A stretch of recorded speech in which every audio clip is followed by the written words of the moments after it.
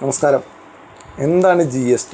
നമുക്കെല്ലാവർക്കും ഒരുപാട് സംശയങ്ങളുണ്ടല്ലേ. ഈ സമീപകാലത്തായിട്ട് നമ്മുടെ നിത്യമുള്ള ജീവിതത്തിൽ അല്ലെങ്കിൽ ദൈനംദിന ജീവിതത്തിൽ നമ്മളെവിടെ പോയാലും GST നമ്മളെവിടെ കയറിയാലും GST എന്നൊരു സംഭവം നമ്മുടെ ജീവിതത്തിലേക്ക് കടന്നു വന്നിട്ടുണ്ട്. നമുക്കൊപ്പമുള്ളത് ടാക്സ് പ്രാക്ടീഷണറും അതുപോലെ ഓഡിറ്ററുമായിട്ടുള്ള അനിരുദ്ധൻ സാറാണ് നമുക്കൊപ്പം ഉള്ളത്. നമസ്കാരം സാറേ. നമസ്കാരം. ഒരുപാട് പേരുടെ സംശയമാണ് GST. എന്താണ് GST? ചില ആളുകൾക്ക് GST ഇങ്ങനെ ഒരുപാട് പൈസ അടയ്ക്കുന്നുണ്ടാവും. എന്തിനാണ് GST അടയ്ക്കുന്നത് എന്ന് പോലും അറിയില്ല. ഇപ്പോൾ GSTയിൽ എടുക്കാത്തവർ, അതുപോലെ കുറേ വലിയൊരു വിഭാഗം ആളുകൾ ശരിക്കും സത്യം പറഞ്ഞ GST അത് പ്രയോജനപ്പെടുത്തുന്നില്ല. അതുമാത്രമല്ല, അതിലേക്ക് വലിയ കടമ്പകളുള്ള കാരണം അതിലേക്ക് എത്തുന്നതുമില്ല, അവർക്ക് ആ പൈസ തിരിച്ചു കിട്ടുന്നില്ല. എന്താണ് സാർക്ക് GSTയെ കുറിച്ച് പ്രേക്ഷകരോട് ലളിതമായിട്ട് പറയാനുള്ളത്? GST എന്ന് പറയുന്ന സംവിധാനം 1/7/2017 തുടങ്ങിയതാണ്. അത് തുടങ്ങുമ്പോൾ സംസ്ഥാനങ്ങൾ വാറ്റ് എന്ന ഒരു GST ടാക്സ് സംവിധാനം ഉണ്ടായിരുന്നു. Value added tax. കേന്ദ്ര ഗവൺമെൻറ് നടപ്പിലാക്കിയിരുന്ന കുറേ ഐറ്റംസിലുള്ള സെൻട്രൽ എക്സൈസ്, കുറേ ഐറ്റത്തിലുള്ള സർവീസ് ടാക്സ്, അങ്ങനെ പല ടാക്സ് രീതികളും ഏകോപിപ്പിച്ചുകൊണ്ട് 1/7/2017 നടപ്പിലാക്കിയ ഒരു പദ്ധതിയാണ് GST. ഈ GST എന്ന് പറയുന്നത് അഖില ലോക അടിസ്ഥാനത്തിൽ നടപ്പിലാക്കുന്ന ഒരു കാര്യമാണ്. 1957 ഫ്രാൻസിലാണ് ആദ്യമായി GST സംവിധാനം ലോകത്ത് നടപ്പിലാക്കിയത്. ടാക്സ് സംവിധാനമില്ലാതെ നമ്മുടെ രാജ്യങ്ങളിലെ ലോക സംഘടന ഈ GST നടപ്പിലാക്കാതെ ഇരിക്കാൻ പറ്റില്ല എന്ന് നിർബന്ധമായിട്ടും എല്ലാ രാഷ്ട്രങ്ങളോടും ആവശ്യപ്പെട്ടിരിക്കുന്നതാണ്. അങ്ങനെ 1957 ശേഷം പല രാഷ്ട്രങ്ങളും നടപ്പിലാക്കി ഇന്ത്യയിൽ ഇത് നടപ്പിലാക്കാനായിട്ട് മൻമോഹൻ സിംഗിൻ്റെ ഭരണകാലത്ത് തന്നെ ഇത് തീരുമാനമുണ്ടായിരുന്നതാണ്. 101ാമത്തെ ഭരണഘടന നടപ്പിലാക്കിയത് തന്നെ ഏതാണ്ട് 2002 ഏതോ ആണ് ഇത് നടപ്പിലാക്കാനായിട്ട് ബില്ല് പാസ്സാക്കിയിട്ട് 2008 എന്താണ് ബില്ല് പാസ്സാക്കിയിട്ട് 101ാം ഭരണഘടന അമെൻഡ്മെൻറ്റാണത്. പക്ഷേ ഇന്ത്യ പോലെയുള്ളൊരു രാജ്യത്ത്, ഫെഡറൽ സംവിധാനം നിലനിൽക്കുന്ന ഒരു രാജ്യത്ത് ഇത് നടപ്പിലാക്കാനായിട്ടുള്ള ധാരാളം ബുദ്ധിമുട്ടുകളുണ്ടായിരുന്നു. കാരണം ഡ്യുവൽ ടാക്സ്, കാരണം സംസ്ഥാനത്തിന് കിട്ടണം, കേന്ദ്രത്തിന് കിട്ടണം. അങ്ങനെ ഡ്യുവൽ ടാക്സ് നടപ്പിലാക്കാനായിട്ട് ആകെ ലോകത്ത് 2 രാജ്യങ്ങളെ വേറെ ഉള്ളൂ, ബ്രസീലും കാനഡയും. ഈ രാജ്യങ്ങളിൽ മാത്രമേ ഫെഡറൽ സംവിധാനത്തിൽ കൂടി പോകേണ്ട കാര്യമുള്ളൂ. ഇവിടെ നിന്ന് ഉദ്യോഗസ്ഥന്മാർ ധാരാളം പ്രാവശ്യം, അതാണ്ട് 200 പ്രാവശ്യമാണെന്നാണ് എൻ്റെ അറിവ്, കാനഡയിൽ പോയിട്ട് പഠിച്ചിട്ട് വന്നിട്ടാണ് ഇവിടെ ഈ GSTയെ കുറിച്ച്. കാരണം ഫെഡറൽ സംവിധാനത്തിൽ ഇത് കോംപ്ലിക്കേറ്റഡാണ്. വേറെ എല്ലായിടത്തും എന്ന് പറഞ്ഞാൽ പിരിച്ചെടുത്താൽ മതി, അത് ജനങ്ങൾക്ക് വേണ്ടി ഉപയോഗിച്ചാൽ മതി. ഇത് സംസ്ഥാനങ്ങളുടെ കാര്യം കൂടി നോക്കണം. 32 സംസ്ഥാനമുണ്ട്. സംസ്ഥാനങ്ങളിലാണ് യൂണിയൻ ടെറിട്ടറി ഉണ്ട്, കേന്ദ്രമുണ്ട്. ഇതെല്ലാം കൂടി വരുമ്പോഴത്തേക്ക് കുറേ കോംപ്ലിക്കേഷൻ ആയിരുന്നു. എന്നാലും ലോക സംഘടനയുടെ ആ ഒരു ആഗ്രഹപ്രകാരവും അവരുടെ നിർദ്ദേശപ്രകാരവും ഇത് നടപ്പിലാക്കി. ഇപ്പോൾ മാലദ്വീപിൽ നടപ്പിലാക്കിയിട്ട് അവർ പിന്നാക്കം പോയി. അവർക്ക് അത് ബുദ്ധിമുട്ടാണ് എന്ന് കണ്ടുകൊണ്ട് അവർ പിന്നാക്കം പോയി. അപ്പോൾ അങ്ങനെ വന്നൊരു കോംപ്ലിക്കേറ്റഡ് സംവിധാനം വന്നപ്പോൾ ഇവിടെയും ധാരാളം കോംപ്ലിക്കേഷൻ ഉണ്ടായി. ഞാൻ അതിനാണ് ആമുഖമായിട്ട് ഇത്രയും പറഞ്ഞതിൻ്റെ കാര്യം അതാണ്. ഇവിടെയും ധാരാളം കോംപ്ലിക്കേഷൻ ഉണ്ടായി. കാരണം ഇവിടെ 5 രീതിയിൽ നടപ്പിലാക്കാൻ പറ്റുള്ളൂ. എന്നുവെച്ചെന്നാൽ central CGST act, central act, state act, SGST act, state goods and service tax act, union territory act. കുറേ യൂണിയൻ ടെറിട്ടറി ഉണ്ട്. അപ്പോൾ യൂണിയൻ ടെറിട്ടറി ആക്ട്, ഇതുകൂടാതെ കണ്ട് integrated goods and service tax, കേന്ദ്രത്തിൻ്റെ സംസ്ഥാനാന്തര കച്ചവടം നടക്കുന്ന, ഒരു സംസ്ഥാനത്ത് നിന്ന് വേറൊരു സംസ്ഥാനത്തേക്ക് കച്ചവടം നടക്കുന്നുണ്ടല്ലോ, അതിന് കോപ്പി ചെയ്യാനായിട്ട് integrated goods and service tax act, IGST act. പിന്നെ അന്ന് GST നടപ്പിലാക്കിയപ്പോഴത്തേക്ക് സംസ്ഥാനങ്ങൾക്ക് എന്തെങ്കിലും നഷ്ടം വരുമെങ്കിൽ അത് പരിഹരിക്കുന്നതിന് വേണ്ടി ഒരു കോമ്പൻസേഷൻ സിസ്റ്റം നടപ്പിലാക്കി. അങ്ങനെ 5 ആക്ട് നടപ്പിലാക്കിയിട്ടാണ് ഇവിടെ GST നടപ്പിലാക്കാൻ സാധിച്ചത്. അപ്പോൾ GST-യുടെ ആ ഒരു ഘടന കിട്ടിയല്ലോ. ഘടന കിട്ടി. ഇനി അത് നടപ്പിലാക്കി കഴിഞ്ഞിട്ടുള്ളത്, ഇത് വർഷങ്ങളോളം ഏതാണ്ട് ഞാൻ പറഞ്ഞു 10-12 കൊല്ലം പഠിച്ചതിന് ശേഷം നടപ്പിലാക്കിയ ഒരു സംവിധാനമാണെങ്കിലും തയ്യാറെടുപ്പുകളൊന്നും ഉണ്ടായിരുന്നില്ല. പെട്ടെന്നൊരു സുപ്രഭാതത്തിൽ ഇത് ആകെ നമ്മുടെ പാർലമെന്റ് രാജ്യത്ത് ആകെ ഒരു പ്രാവശ്യമേ അർദ്ധരാത്രിയിൽ കൂടിയിട്ടുള്ളൂ. സ്വാതന്ത്ര്യം കിട്ടിയപ്പോൾ മാത്രം. സ്വാതന്ത്ര്യം കിട്ടുന്നത് അർദ്ധരാത്രിയാണ്. 1947 ഓഗസ്റ്റ് മാസം 14-ാം തീയതി രാത്രിയാണ് 15 എന്ന് പറയുന്നത്. ആ 14-ാം തീയതി രാത്രി മാത്രമേ പാർലമെന്റ് രാത്രിക്ക് കൂടിയിട്ടുള്ളൂ. ആ സമയത്ത് GST നടപ്പിലാക്കാനായിട്ടും രാത്രിക്ക് കൂടി. 2 തവണയാണ് പാർലമെന്റ് രാത്രി കൂടിയിരിക്കുന്നത്. അപ്പോൾ GST നടപ്പിലാക്കാനായിട്ട് 2017 ജൂൺ 30-ാം തീയതി രാത്രി കൂടിക്കൊണ്ടാണ് 12 മണിക്ക് കൂടിക്കൊണ്ടാണ് ഈ 1-ാം തീയതി തൊട്ട് ജൂലൈ 1-ാം തീയതി തൊട്ട് GST നടപ്പിലാക്കിയെന്ന് ഇവർ പറഞ്ഞത്. പക്ഷേ യാതൊരു തയ്യാറെടുപ്പ്. കാരണം ഇവിടെയുള്ള ഏറ്റവും വലിയ പ്രശ്നം നിയമമുണ്ടാക്കുന്നത്, അത് പറയുമ്പോൾ എനിക്ക് രോഷം വരും, നിയമം ഉണ്ടാക്കുന്നത് IAS-കാർ, IRS-കാർ, വക്കീലന്മാർ, ചാർട്ടേഡ് അക്കൗണ്ടൻസ് കൂടുന്ന ഒരു ആൾക്കാരാണ്, ഒരു group of persons who is having the most qualification. ഇന്ത്യയിലെ ഏറ്റവും വലിയ സംവിധാനത്തിൽ നിൽക്കുന്നവരാണ് ഉണ്ടാക്കുന്നത്. ഇത് മറുവശം കൈകാര്യം ചെയ്യേണ്ടത് ഈ പാട്ട പെറുക്കി നടക്കുന്ന കച്ചവടക്കാരാണ്. കച്ചവടക്കാരിൽ 10% മാത്രമേ വിദ്യാസമ്പന്നരുള്ളൂ. അതായത് നടപ്പിൽ കൊണ്ടുവരേണ്ട ആളുകൾ യഥാർത്ഥത്തിൽ ഇതാണ്. ഇവർക്ക് വേണ്ടി ഒന്നും ചെയ്യുന്നില്ല. ആ സംവിധാനത്തിന് വേണ്ടി ഒന്നും ചെയ്യുന്നില്ല. അവർക്ക് കച്ചവടം വയ്ക്കാൻ മാത്രമേ അറിയാവുള്ളൂ. നിയമത്തെക്കുറിച്ചൊന്നും അറിയില്ല. അവർ സാധനം വാങ്ങും, വിൽക്കും, ലാഭം ഉണ്ടാക്കുമായിരിക്കാം, ചിലപ്പോൾ നഷ്ടം ഉണ്ടാകുമായിരിക്കാം. ആ സംവിധാനത്തോട് കയ്യിലേക്ക് ഇത് കൊണ്ടുപോയിട്ട് കൊടുത്തപ്പോഴത്തേക്ക് അതും ഹാർഡായ ഇംഗ്ലീഷ്, പിന്നെ ഹിന്ദിയും. GST ഇപ്പോഴും അങ്ങനെയാണ് ഇരിക്കുന്നത്. കുറച്ച് ഭാഷയിലേക്ക് ആക്കിയിട്ടുണ്ട്, ചില അതിൻ്റെ 7-8 ഭാഷയിലേക്ക് ആക്കിയിട്ടുണ്ട് ഇപ്പോൾ. പക്ഷേ ഈ ഹാർഡായ ഇംഗ്ലീഷിൽ കൂടി ഇറക്കുന്ന ഉത്തരവ് ഈ പാവങ്ങളായ കച്ചവടക്കാരെ, താഴെക്കിടയിൽ കളിക്കുന്ന അത്യുന്നത വിദ്യാസമ്പന്നര് സുതാര്യമായൊരു സംവിധാനത്തിലൂടെ കടന്നു പോകണം. പക്ഷെ ആയിട്ടില്ല. ഇപ്പൊ ശരിക്കും ഒരു 5 സ്ലാബിലല്ലേ വരുന്നത്. അതിലേക്ക് നമുക്ക് വരാം. അതിനേക്കാൾ മുന്നേ ഇതിന്റെ ഈ സംവിധാനത്തിൽ ജനങ്ങൾക്കുള്ള ബുദ്ധിമുട്ടുകൾ അത് വേറൊരു ഘടകമാണെന്ന് മാത്രം. അപ്പോൾ അതങ്ങനെ നടപ്പിലാക്കിയപ്പോഴത്തേക്ക് ഒരു തരത്തിലും ആൾക്കാർക്ക് അത് ഉൾക്കൊള്ളാൻ പറ്റിയില്ല. എന്നാൽ ഗവൺമെൻറ്റിന് റവന്യൂ ഇല്ലാതിരിക്കാനും പറ്റില്ല. കാരണം മറ്റെല്ലാ ടാക്സുകളും സബ്സ്യൂം ചെയ്തുകൊണ്ട് GST-യിലേക്ക് വന്നപ്പോൾ അവർക്കത് ഉൾക്കൊള്ളാൻ ഗവൺമെൻറ് റവന്യൂ പോകാതിരിക്കാൻ പറ്റില്ല. അതിനുവേണ്ടിയാണ് ആദ്യം GST സംവിധാനം നടപ്പിലാക്കുമ്പോൾ ഇല്ലാതിരുന്നൊരു ഫോമാണ് GSTR 3B എന്ന് പറയുന്ന ഫോം. ആദ്യം ഇങ്ങോട്ട് ഒരു സുപ്രഭാതത്തിൽ കൊണ്ടുവന്നിട്ട് റിട്ടേൺ ഫയൽ ചെയ്യേണ്ട സമയം കഴിഞ്ഞു, സർക്കാരിന് കാശ് കിട്ടുന്നില്ല. ആ ഒരു 20-ാം തീയതി റിട്ടേൺ ഫയൽ ചെയ്ത് കാശ് കിട്ടണമെന്ന് പറഞ്ഞു. ഓഗസ്റ്റ് 20-ാം തീയതി, ജൂലൈ 1-ാം തീയതി തുടങ്ങിയത്, നെക്സ്റ്റ് ഓഗസ്റ്റ് 20-ാം തീയതി, ഓഗസ്റ്റ് 20-ാം തീയതി ആർക്കും ചെയ്യാൻ പറ്റുന്നില്ല. ഉടനെ കൊണ്ടുവന്ന് 26-ാം തീയതി കൊണ്ടുവന്നൊരു സംവിധാനമാണ് GSTR 3B. ഒരു താൽക്കാലിക സംവിധാനം എന്നും പറഞ്ഞ് കൊണ്ടുവന്നിട്ട് ഇന്നും അത് നിലനിൽക്കുകയാണ്. താൽക്കാലിക സംവിധാനം എന്നും പറഞ്ഞ് ക്യാഷ് കളക്ട് ചെയ്യാൻ മാത്രം കൊണ്ടുവന്നാണ്. അതിന് പിന്നെ പല നിയമത്തിൽ കൂടി കൊണ്ടുവന്നിട്ട് നിയമപരമാക്കി. അങ്ങനെ ജനങ്ങൾക്കൊരു അത് അന്ന് കുറേ ഫോംസ് ഉണ്ടായിരുന്നു. GSTR 1, GSTR 2, GSTR 3. അന്ന് തന്നെ 2 മാസം കഴിഞ്ഞപ്പോൾ GSTR 2-ഉം GSTR 3-യും വിഡ്രോ ചെയ്യേണ്ടി വന്നു. ആ ഫോം തന്നെ വിഡ്രോ ചെയ്യേണ്ടി വന്നു. കാരണം വെച്ചെന്നാൽ വടക്കേ ഉത്തർപ്രദേശിലോ ബീഹാറിലോ ഒരു യുവ നേതാവ്, ഞാനതിൻ്റെ പേര് ഓർക്കുന്നില്ല, യുവ നേതാവ് ചെന്നിട്ട്, ആദ്യം കമ്മ്യൂണിസ്റ്റ് ആയിരുന്നു, പിന്നെ കോൺഗ്രസിലേക്കൊക്കെ ഒരു നേതാവുണ്ട്, അദ്ദേഹം പോയിട്ട് കമ്മീഷണർ ഉള്ളിലേക്ക് അങ്ങോട്ട് അടിച്ച് കേട്ട് പറഞ്ഞ്, നിങ്ങളെ ഒന്ന് ഫയൽ ചെയ്ത് ഞാനിത് കാണിക്കാൻ പറഞ്ഞു. നിങ്ങൾ ഈ റിട്ടേൺ ഒന്ന് ഫയൽ ചെയ്തിട്ട് ഞാനിതിനെ കാണിക്കുമെന്ന് പറഞ്ഞു. ഇവർക്ക് സാധിച്ചില്ല. അതോടുകൂടിയാണ് ആ 2 റിട്ടേൺസ് അങ്ങോട്ട് പിൻവലിച്ചുകൊണ്ട് ബാക്കിയിൽ നിങ്ങൾ ചെയ്യാൻ പറഞ്ഞത്. അതിൻ്റെ അപാകത ഇന്ന് നിലനിൽക്കുകയാണ്. കാരണം ആ സംവിധാനം കൂടി വന്നെങ്കിലേ ഇത് പൂർണ്ണമാകുള്ളായിരുന്നു. GST എന്ന് പറഞ്ഞ സംവിധാനം അത്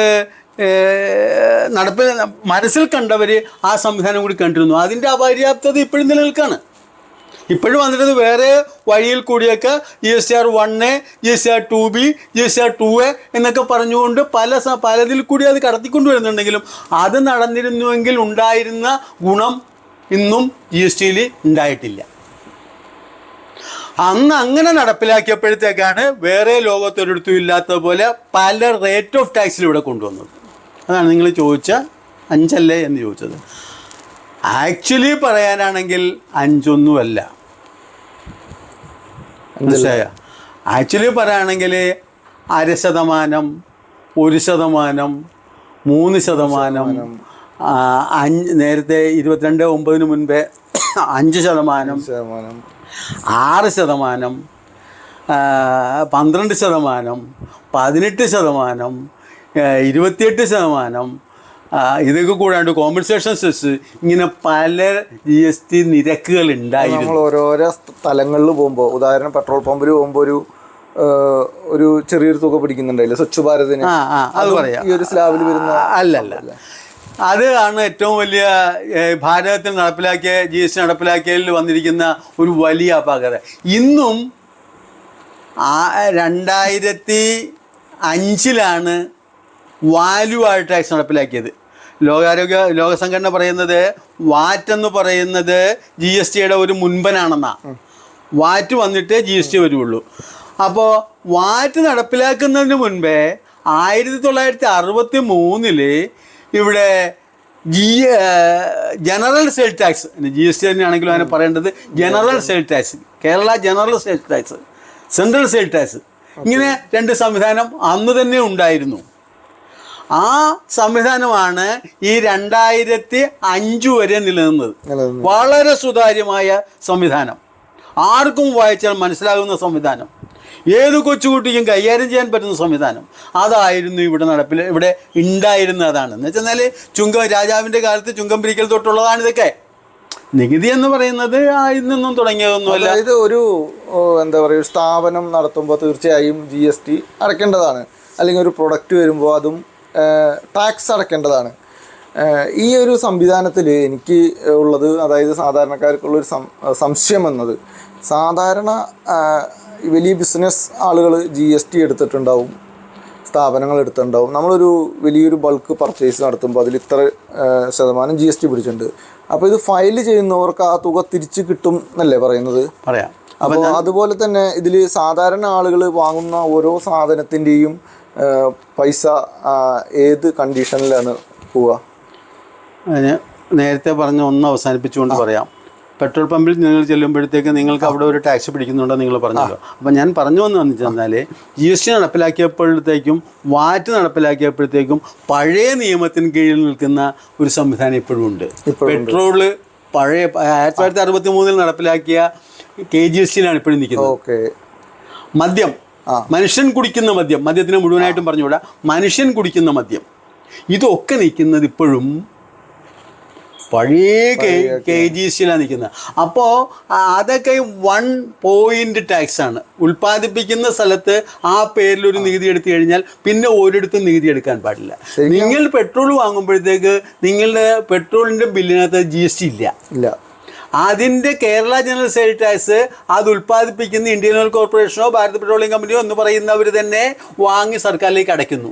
എന്നിട്ട് ഇവർ വരുമ്പോൾ സെക്കൻഡ് സെയിലാണെന്ന് ടാക്സ് ഇല്ല. പക്ഷേ നമ്മുടെ കേരള സർക്കാരും കേന്ദ്ര ഗവൺമെൻറ്റും കൂടി പല പേരിലും കേരള സർക്കാരിന് പിരിക്കാൻ വേണ്ടിയിട്ട് കിഫ്ബിക്കുടെ പേരിൽ ഒരു പെട്രോൾ 1 ലിറ്റർ മേടിക്കുമ്പോഴത്തേക്ക് 1 രൂപ 2 രൂപ കിഫ്ബിയിലേക്ക് പോകുന്നുണ്ട്. അതുപോലെ തന്നെ പെൻഷൻ കൊടുക്കാനൊന്നും കൊണ്ട് തുക മേടിക്കുന്നുണ്ട്. പിന്നെ സ്വച്ഛ് ഭാരത് ഒന്നും കൊണ്ട് കേന്ദ്രം പിരിക്കുന്നുണ്ട്. ഇതൊക്കെ പെട്രോൾ മേടിക്കുമ്പോഴത്തേക്ക് ഇതൊന്നും നികുതിയല്ല. ഇതൊക്കെ ഓരോ പേരിൽ നമ്മളിൽ നിന്നും നികുതി പിരിക്കാനുള്ള രീതി പഴയ സിസ്റ്റം തന്നെയാണ് അല്ലേ? കുറച്ചൊക്കെ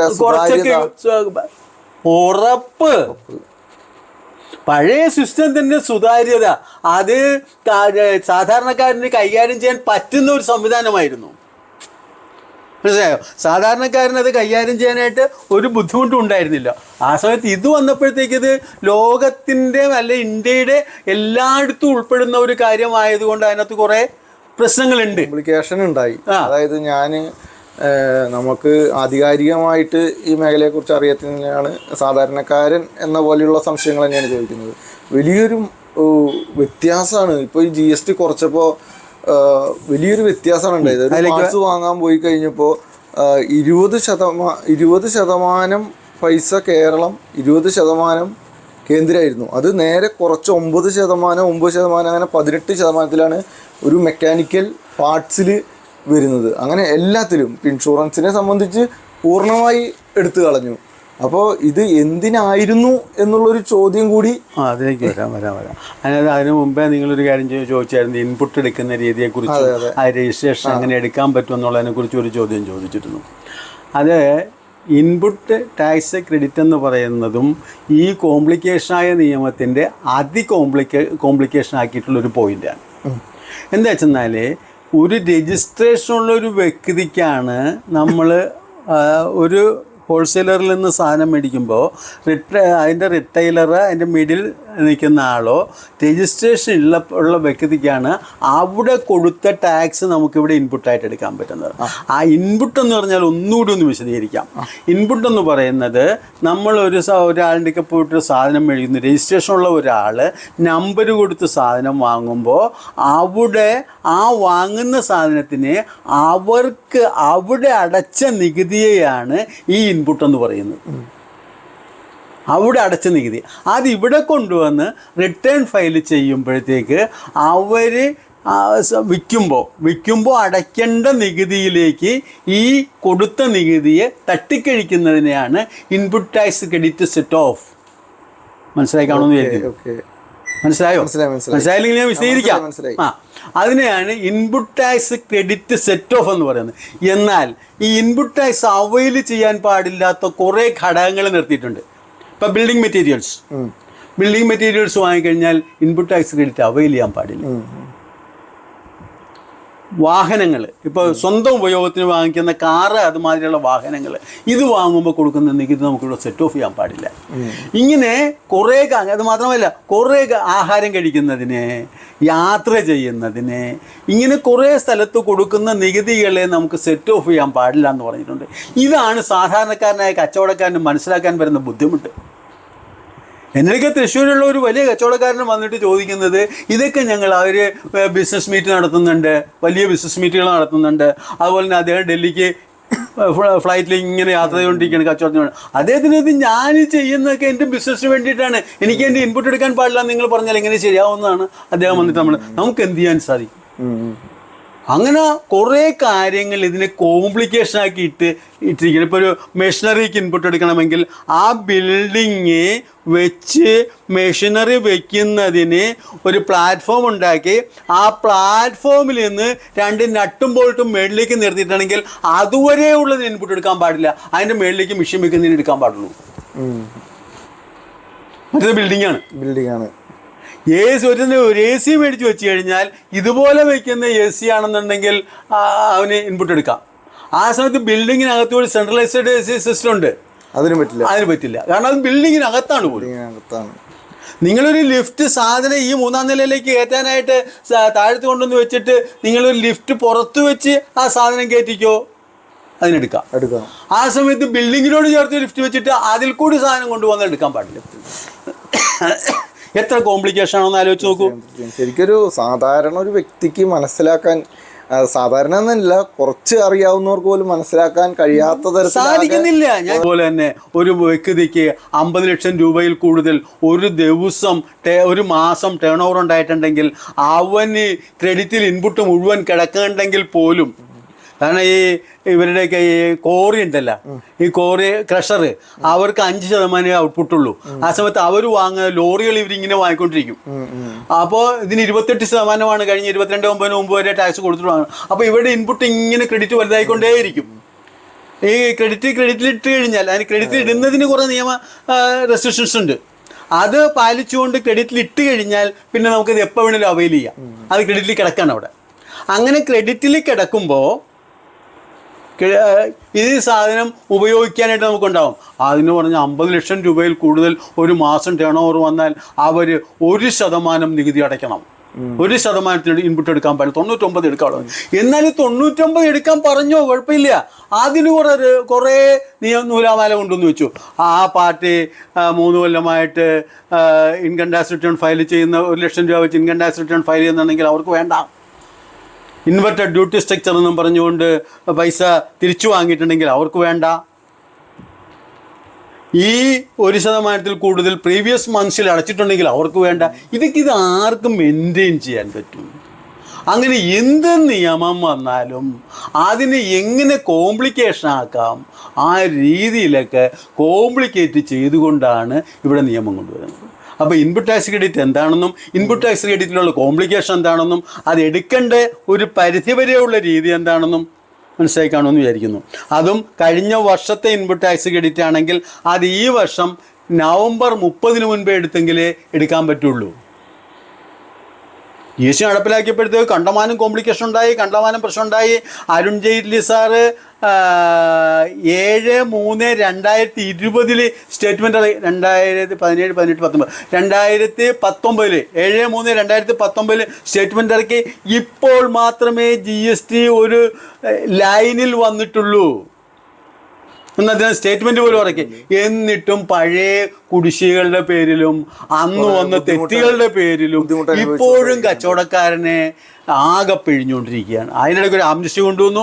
ആംനസ്റ്റി സുതാര്യമല്ലായിരുന്നു, അതിൻ്റെ കോംപ്ലിക്കേഷൻ വന്നു.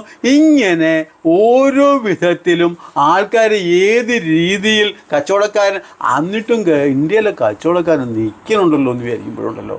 അല്ല, ബിസിനസ് മൊത്തത്തിൽ ഭയങ്കര ഡിമോണിറ്റൈസേഷൻ തൊട്ടേ ഇവിടെ പ്രശ്നമാണ്. മൊത്തത്തിൽ വലിയൊരു തകരാറ് പോലെയാണ്. 2000 അതിൻ്റെ അപ്പോൾ ഒരു വേർഡ് ഞാൻ ഒന്ന് വഴിമാറി പറയാം. 2016 നവംബർ 8 ഡിമോണിറ്റൈസേഷൻ കൊണ്ടുവന്നത്. ഡിമോണിറ്റൈസേഷൻ കൊണ്ടുവന്നപ്പോൾ തന്നെ കച്ചവടക്കാരൻ്റെ എല്ലൊടിഞ്ഞു. ആ ഡിമോണിറ്റൈസേഷൻ കൂടിയിട്ടാണ് നമ്മുടെ ഓൺലൈൻ ബിസിനസ് കൂടുന്നത്. ആ ഓൺലൈൻ ബിസിനസ് ഇന്നും വർദ്ധിച്ചുകൊണ്ടിരിക്കുകയാണ്. സാധാരണ കച്ചവടക്കാരൻ അവിടെയും നിവൃത്തിയില്ല. പാവം കച്ചവടക്കാരൻ. നമുക്ക് ഈ ഒരു സാഹചര്യത്തിൽ ഈ സാധാരണ ഒരു ചെറിയൊരു സ്ഥാപനം നടത്തുന്നവരാണെങ്കിലും അവരോട് ഈ ഒരു GST കറക്റ്റ് ഫയൽ ചെയ്തു പോയാൽ അവർക്കുണ്ടാവുന്ന ഒരു നേട്ടത്തിനെ കുറിച്ച് പറയാം. നേരത്തെ ചോദിച്ചൊരു ചോദ്യം നിൽക്കുന്നുണ്ട്, ഈ കച്ചവടക്കാരന് ഇതെങ്ങനെയാണ് സെറ്റ് ഓഫ് ചെയ്യേണ്ടത്. ഞാൻ പറഞ്ഞല്ലോ, രജിസ്ട്രേഷനുള്ള കച്ചവടക്കാരൻ. അതിൽ കോമ്പോസിഷൻ കച്ചവടക്കാർക്ക് സെറ്റ് ഓഫ് നടക്കില്ല. 1% എന്ന് ഞാൻ നേരത്തെ പറഞ്ഞല്ലോ. ഈ 1% നികുതി വാങ്ങുന്നത് കോമ്പോസിഷൻ കച്ചവടക്കാരനാണ്. അവൻ്റെ ടേൺ ഓവർ നോക്കിയിട്ട് അതിനകത്ത് എക്സംപ്റ്റഡ് ഐറ്റവും നിൽറേറ്റഡ് ഐറ്റവും ഉണ്ടെങ്കിൽ അതിനെ ഒഴിവാക്കിയിട്ട് ബാക്കി അവൻ്റെ കയ്യിൽ കച്ചവടത്തിന് നടക്കണം. അതിനു വേണ്ടി ആ ടേൺ ഓവറിന്, ആ ടാക്സബിൾ ടേൺ ഓവറിന് 1% നികുതി അടയ്ക്കുന്ന സംവിധാനത്തെയാണ് കോമ്പോസിഷൻ ഡീലർ എന്ന് പറയുന്നത്. അവൻ 1.5 കോടി വരെ അവൻ ടേൺ ഓവർ ആകാവുള്ളൂ. സർവീസ് സെക്ടറിലാണെങ്കിൽ ഈ 1% എന്നുള്ള 6%. അവനും ഇൻപുട്ട് എടുക്കാൻ പാടില്ല. 18 സർവീസിനെല്ലാം ഇപ്പം ഞാനൊക്കെ 18% ടാക്സ് അടയ്ക്കുന്ന ആളാണ്. 18% ടാക്സ് അടയ്ക്കുമ്പോഴത്തേക്ക് കോമ്പോസിഷൻ എടുത്താൽ 50 ലക്ഷം രൂപ വരെ ടേൺ ഓവർ ആകാവുള്ളൂ. അവന് 6% അടച്ചാൽ മതി. മറ്റേ ഗുഡ്സ് ഡീൽ ചെയ്യുന്നതിന് മാനുഫാക്ചറാണെങ്കിലും ട്രേഡറാണെങ്കിലും അവന് 1% അടച്ചാൽ മതി. പക്ഷെ അവനൊന്നും ഇൻപുട്ട് എടുക്കാൻ പാടില്ല. അങ്ങനെ ഇൻപുട്ട് എടുക്കാൻ പാടില്ലാത്ത ഒരു മേഖലയും തരംതിരിച്ച് മാറ്റി നിർത്തിയിട്ടുണ്ട്. ഈ ഇൻപുട്ട് എടുത്തിട്ട് അഡ്ജസ്റ്റ് ചെയ്യാവുന്നത് കച്ചവടക്കാരനാണ്. അവനും ഇത് എടുക്കുമ്പോഴത്തേക്ക് ഇപ്പോൾ ഒരു വണ്ടി, നമ്മുടെ ഇൻപുട്ട് ടാക്സ് ക്രെഡിറ്റ് എന്നും പറഞ്ഞുകൊണ്ട് 2Bയിലാണ് വരിക. അതിനകത്തൊരു വണ്ടി വാങ്ങിയതാണെങ്കിൽ അതും വന്നു കിടക്കുമ്പോഴത്തേക്ക് തിരിച്ചടയ്ക്കണം. നിങ്ങൾ പറഞ്ഞ പോയിന്റിലേക്ക് വരുന്നതാണ്. അതിനെ തിരിച്ചടയ്ക്കണം. ഇത് സാധാരണ കച്ചവടക്കാരനോ സാധാരണ പ്രാക്ടീഷണേഴ്സിനോ ഇപ്പോൾ ഒരു ബിൽഡിങ്ങിന് ബ്രിക്സ് വാങ്ങി അത് വന്നിട്ടുണ്ടെങ്കിൽ അതിന് ക്രെഡിറ്റ് വന്നിട്ടുണ്ടാവും. ഇത് തിരിച്ചടയ്ക്കണം. അങ്ങനെ കുറേ കാര്യങ്ങളുണ്ട്. ഇതൊന്നും കൈകാര്യം ചെയ്യാനായിട്ട് പ്രാപ്തമല്ല ഇവിടുത്തെ ടാക്സ് കാര്യങ്ങൾ കൈകാര്യം ചെയ്യുന്നവരും ടാക്സ് കച്ചവടക്കാരും. ടാക്സ് കാര്യങ്ങൾ കൈകാര്യം ചെയ്യാന്ന് പറഞ്ഞാൽ ഇന്ന് BCom പഠിച്ച എല്ലാവർക്കും രജിസ്ട്രേഷൻ കിട്ടും. പക്ഷെ ഇവർക്കൊരു ട്രെയിനിങ് കൊടുക്കുന്നില്ല. BCom പഠിച്ച എല്ലാവർക്കും GST പ്രാക്ടീഷണേഴ്സിനുള്ള ട്രെയിനിങ് കൊടുക്കും.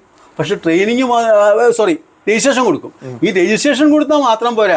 2018 2019 നാസിൻ എന്ന് പറയുന്ന സംഘടനയാണ്, IAS പരീക്ഷ നടത്തുന്ന സംഘടനയാണ് ഇതിൻ്റെ GST ടെസ്റ്റ് നടത്തേണ്ടത്. ആ പരീക്ഷ ഇന്നുവരെ നടന്നിട്ടില്ല. രജിസ്ട്രേഷൻ എടുത്താൽ 5 കൊല്ലത്തിന് കോംപ്ലിക്കേഷൻ ഉണ്ട് എന്നുള്ള കാര്യത്തിൽ തർക്കമില്ല. ആ പരീക്ഷ പോലും നടത്തുന്നില്ലെന്നേ. എന്തുകൊണ്ടാണ് പരീക്ഷ ഇതുവരെ? ഇവരെ ഒന്ന് എക്യുപ്പ് ചെയ്യണമെങ്കിൽ ആ എക്സാം വന്നെങ്കിലേ ഇവർ എക്യുപ്പ് ചെയ്യുള്ളൂ. എക്സാം വരാതെ അവർക്ക് എക്യുപ്പ് ചെയ്യാൻ പറ്റില്ല. കാരണം അത് മനുഷ്യൻ്റെ രീതി അതാണ്. ആവശ്യമുണ്ടെങ്കിലേ പഠിക്കുകയുള്ളൂ. അതിനൊരു ആവശ്യകത പോലും വരുന്നില്ല. അത്ര മോശമായി കിടന്നുകൊണ്ട് ആൾക്കാർക്കൊരു ബുദ്ധിമുട്ടുണ്ടാകുന്ന രീതിയിലാണ് ഇത് പോകുന്നത്. ഈ എടുക്കാനായിട്ട് പലർക്കും സാധിക്കാത്തത് GST അനുസരിച്ചുള്ള വിലക്കുറവ്. ഇപ്പോൾ നേരത്തെ പുതിയതായിട്ട് വന്നതിൻ്റെ GSTയുടെ അത് അടുത്തൊരു ചോദ്യം ചോദിക്കുന്നുണ്ടെങ്കിൽ പറയാം. അപ്പോഴത്തേക്കാണോ പറഞ്ഞാൽ ഇപ്പോൾ പറയണോ? പുതിയ GSTയുടെ കാര്യം അത് പറഞ്ഞു. പുതിയ GST ഇപ്പോൾ 22/9/2025 GST 2 എന്നും പറഞ്ഞുകൊണ്ട് ഇവർ നടപ്പിലാക്കിയ കാര്യമാണ്. പഴയതുപോലെ തന്നെ ഒരു വിപ്ലവം നടന്നു എന്നാണ് പറയുന്നത്. പക്ഷേ അതിൽ സർക്കാരിൻ്റെ 2 ലക്ഷം കോടി രൂപ ഈ GST റേറ്റ് കുറച്ചത് കൊണ്ട് സർക്കാരിന് നഷ്ടം വരുമെന്നാണ് സർക്കാർ വൃത്തങ്ങൾ പറയുന്നത്. കേരളത്തിനും നല്ലൊരു നഷ്ടം വരുമെന്ന് കേരള സർക്കാരും പറയുന്നു. പക്ഷെ ജനത്തിന് അതിൻ്റെ യാതൊരു ബെനിഫിറ്റും കിട്ടില്ല എന്ന് പറയാൻ കാര്യം എന്താ വെച്ചെന്നാൽ മരുന്നുകൾക്ക് 33 ഐറ്റത്തിന് നിൽ റേറ്റഡ് ആക്കിയെന്ന് പറയുന്നുണ്ട്. നില്ലെന്ന് പറയുന്നത് ഇല്ലാത്ത നികുതി ഇല്ലാതെ, നില്ല് എക്സംപ്റ്റഡ്, ഇങ്ങനെ 2 ഭാഗം, 0 റേറ്റഡ്, ടാക്സ് ഇല്ലാത്തത് 3 ഭാഗമാണ്. നില്ലെന്ന് പറയുന്നത് സർക്കാരിൻ്റെ നിയമം ഭരണഘടന അനുസരിച്ച് തന്നെ നികുതി ഇല്ലാത്തതാണ്. എക്സംപ്റ്റഡ് എന്ന് പറഞ്ഞാൽ സർക്കാരിൻ്റെ പ്രത്യേക അധികാരം ഉപയോഗിച്ചില്ലാത്താക്കിയിരിക്കുന്നതാണ്.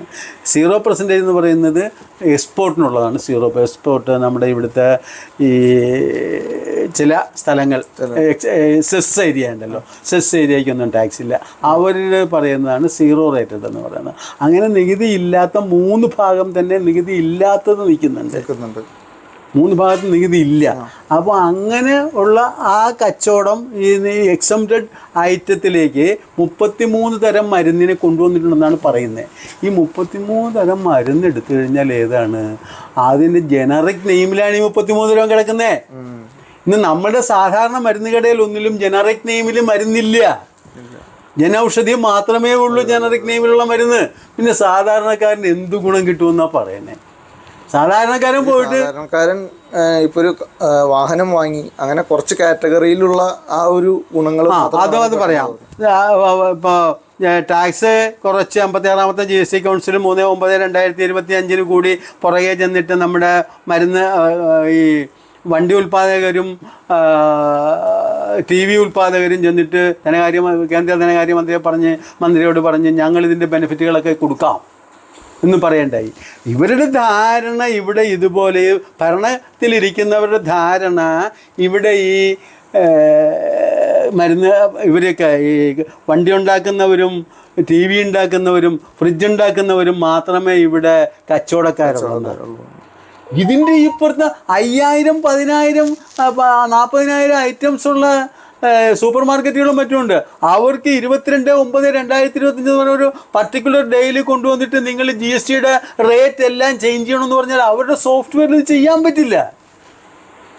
പിന്നെ എങ്ങനെയാണ് നിങ്ങൾ ഈ ഗുണം കിട്ടണമെന്ന് പറഞ്ഞാൽ കിട്ടുക എങ്ങനെയാ? എന്നാലോചിച്ച് നോക്കൂ. ആ ഒരു ദിവസം കൊണ്ട് ഇത് മാറ്റം വരുത്താൻ പറ്റില്ല. അത് പ്രാക്ടിക്കലല്ല. ആ സമയത്ത് വണ്ടിക്കാർക്ക് സാധിക്കും, അവർ കുറച്ച് കൊടുത്തു. പക്ഷേ അതും ഒരു താൽക്കാലികമായിരിക്കും. നാളെ വണ്ടിയുടെ പേരിൻ്റെ ഇപ്പുറത്ത് ഒരു ഐ കൂടി കൂട്ടും, അല്ലെങ്കിൽ ഒരു എ കൂടി കൂട്ടും, എന്തെങ്കിലും ഒരു അക്ഷരം കൂട്ടിയിട്ട് ഇതൊരു പുതിയ റേഞ്ചിലുള്ള പ്രോഡക്റ്റ് ആണെന്ന് പറഞ്ഞുകൊണ്ട് ഈ നികുതി വിലയിൽ കൂട്ടും. ഒരു സംശയമില്ല.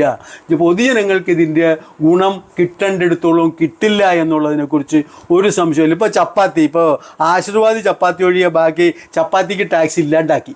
5% ഉണ്ടായിരുന്നതാണ് അത് ഇല്ലാണ്ടാക്കി. അതിപ്പോൾ അതിൻ്റെ ഒരു ഗുണം കിട്ടണ്ടേ? അതിന് ബാക്കി എല്ലാവരും വിചാരിക്കുന്ന ഒരു ചപ്പാത്തിയുടെ എണ്ണം കൂട്ടിയിരിക്കുക പാക്കറ്റിൽ. ഒരെണ്ണം കൂട്ടി കൊടുത്തു. ഒരു 2 മാസം കഴിയുമ്പോഴത്തേക്ക് ആ ഒരെണ്ണം പിൻവലിക്കും. ആ ഒരു ചപ്പാത്തി മാറ്റി നേരത്തെ ഉണ്ടായിരുന്ന എണ്ണം തന്നെ പോയിക്കൊള്ളൂ.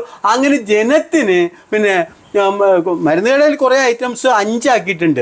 അതിൻ്റെ ബെനിഫിറ്റ് കിട്ടും. പക്ഷെ അതിൻ്റെ ബെനിഫിറ്റ് കിട്ടുന്നതിന് മുമ്പേ ഇവർക്ക് കച്ചവടക്കാരെ സംബന്ധിച്ചിടത്തോളം ടാക്സ് ആയാലും കൊള്ളാം, എന്തായാലും കൊള്ളാം, അവരുടെ ടേൺ ഓവർ റൗണ്ട് ചെയ്യണം. അപ്പോൾ ടേൺ ഓവർ കുറയാൻ അവർക്ക് താല്പര്യമില്ല. കാരണം അല്ലെങ്കിൽ ബാങ്കുകാർ അവർക്ക് ബുദ്ധിമുട്ടുണ്ടാക്കിയത്. എല്ലാ പ്രസ്ഥാനങ്ങളും നിൽക്കുന്നത് ലോണിലാണല്ലോ. അപ്പോൾ അവർക്ക് ഈ 28% ടാക്സ് കിടന്ന സാധനം 18% വിറ്റാൽ അവർക്ക് 10% ടേൺ ഓവറിൻ്റെ വ്യത്യാസം വന്നില്ലേ? അപ്പോൾ അവരുടെ ടേൺ ഓവർ പിടിച്ചു നിർത്താൻ അവർ ചെയ്യാവുന്നതൊക്കെ ചെയ്യും. ഇതിനേക്കാളൊക്കെ ഉപരി വില കുറയുമ്പോൾ ടാക്സ് കുറയ്ക്കുമ്പോഴത്തേക്ക് ടാക്സിനെ കുറച്ച് ജനത്തിന് ഇതിൻ്റെ ഗുണം കിട്ടാനുണ്ടോ നോക്കുന്നത് CGST ആക്ടിലെ സെക്ഷൻ 171. CGST ആക്ടിലെ സെക്ഷൻ 171 പറയുന്നത് അത് പരിശോധിക്കാൻ ഒരു അതോറിറ്റിയെ നിയമിക്കുമെന്നാണ്. ആ അതോറിറ്റിയുടെ പേരായിരുന്നു, അങ്ങനെ ഒരു അതോറിറ്റി നിലവിലുണ്ടായിരുന്നു, ആൻറ്റി പ്രോഫിറ്ററിങ് അതോറിറ്റി എന്നും പറഞ്ഞിട്ട്. ഈ അതോറിറ്റി പിരിച്ചുവിട്ടു. ഈ അതോറിറ്റിയെ പിരിച്ചു വിട്ടുകൊണ്ടാണ് ടാക്സ് കുറച്ചത്. അപ്പോൾ ടാക്സ് കുറയുമ്പോഴത്തേക്ക് ആ ബെനിഫിറ്റ് ജനത്തിന് കിട്ടുന്നുണ്ടോ ഇല്ലയോ എന്ന് നോക്കണത് 171. ഇപ്പോൾ കഴിഞ്ഞ ഗ്രീവൻസ് കമ്മിറ്റിയിൽ ഞാൻ മെമ്പറാണ്. ഞാൻ ഗ്രീവൻസ് കമ്മിറ്റി ചെന്ന് പറഞ്ഞ് നിങ്ങൾ എൻ്റെ സ്ഥാപനത്തിലാണ് വരികയാണെങ്കിൽ ഞാൻ പറയുക നോട്ടീസ് ആക്കിപ്പിച്ചോളാൻ പറയും. നോട്ടീസ് ആക്കിയിട്ട് ഞാൻ മറുപടി കൊടുക്കാൻ പോകുന്നത് CGST ആക്ടിന് 171 വെച്ചാണ് നടപടി എടുക്കേണ്ടത്. ഒരു കാര്യത്തിന് ഒരു നടപടി എടുക്കാനായിട്ടൊരു സെക്ഷൻ ഉണ്ടെങ്കിൽ ആ സെക്ഷൻ വെച്ച് നടപടി എടുക്കാവുള്ളൂ എന്ന് പ്രത്യേകം പറയുന്നുണ്ട്. അപ്പോൾ ഈ സെക്ഷൻ വെച്ച് നടപടി എടുക്കാവുള്ളൂ, വില കൊണ്ട് ഈ സെക്ഷൻ വെച്ച് നടപടി എടുക്കാൻ പറയും. അതിന് നടപടി എടുക്കേണ്ട അതോറിറ്റി വേണമെന്ന് പറഞ്ഞിട്ടുണ്ട്. ആ അതോറിറ്റി നിലവിലില്ല. ശരിക്കൊരു പെട്ടെന്ന് ഈ സംവിധാനങ്ങൾ ഒരു സാധാരണക്കാരന് പെട്ടെന്ന് മനസ്സിലാക്കാൻ കഴിയാത്ത തരത്തിലുള്ള ഒരു സംവിധാനമാണ്. അതും അതിനകത്തേക്ക് ഏറ്റവും വലിയ ബുദ്ധിമുട്ട് ഞാനൊന്ന് പറഞ്ഞോട്ടെ, ഏറ്റവും വലിയ ബുദ്ധിമുട്ട് ഈ നടപ്പിലാക്കിയപ്പോഴത്തേക്ക് കോംപ്ലിക്കേഷൻ ആക്കിയിട്ടിട്ട് അതുപോലും പഠിക്കാതെ കണ്ടാണ്, ആ ബുദ്ധിമുട്ടുകൾ പഠിക്കാതെ കണ്ട് അങ്ങനെ ഒരു ബുദ്ധിമുട്ട് വരുമെന്ന് മനസ്സിലാക്കിക്കൊണ്ടാണ് ഇപ്പോൾ ഈ GST 2 എന്ന് പറഞ്ഞ കാര്യം നടപ്പിലാക്കിയതേ. ആർക്ക് സാധിക്കും ഒരു മന്തിൻ്റെ മിഡിലിൽ വെച്ചുകൊണ്ട് ഈ വ്യത്യാസങ്ങൾ വരുത്താൻ? ഇനി ഈ മാസം റിട്ടേൺ ഫയൽ ചെയ്യുമ്പോൾ ഞങ്ങൾ എന്ത് ചെയ്യും? ഇത് അന്ന് തൊട്ടുള്ള 2 കണക്കുണ്ടാക്കണ്ടേ? സോഫ്റ്റ്വെയറിലാണെങ്കിൽ, സാധാരണ സോഫ്റ്റ്വെയറിൽ അന്നത്തെ ഒരു ദിവസം വെച്ച് ഒരു ഐറ്റത്തിൻ്റെ നികുതി നിരക്ക് വ്യത്യാസപ്പെടുത്തിയാൽ ആ ഹോൾ ഇയർ ആ നികുതി നിരക്ക് അങ്ങനെ തന്നെ നിൽക്കും. പിന്നാക്കം പോയിട്ട് പോകും. അത് സോഫ്റ്റ്വെയറിനെ കുറിച്ച് അറിയാവുന്ന ഒരാളിന് അറിയാൻ പറ്റും. അപ്പോൾ 22/9 സോഫ്റ്റ്വെയർ എഞ്ചിനീയർ എന്ന് പറയുന്നത് തേങ്ങ അതിന് ഇത്ര നികുതി എന്ന് എഴുതി വെച്ചിട്ട് പോയാൽ ആ പ്രീവിയസ് നടന്ന കച്ചവടത്തിന് മുഴുവനും കമ്പ്യൂട്ടറിന് അറിയാമോ 22/9 തൊട്ട് ആക്കാവുള്ളത്. അപ്പോൾ എന്ത് ചെയ്യണം? ഈ സോഫ്റ്റ്വെയറിനെ എടുത്ത് വേറൊരു ഫോൾഡറിൽ കോപ്പി ചെയ്തിട്ട് അന്ന് മുതലുള്ളത് വേറെ ഉണ്ടാക്കണം. അപ്പോൾ 2 ദിനം കണക്കായി. എത്ര ബുദ്ധിമുട്ടാണ് ഉണ്ടാക്കിയിരിക്കണം എന്നറിയാവോ?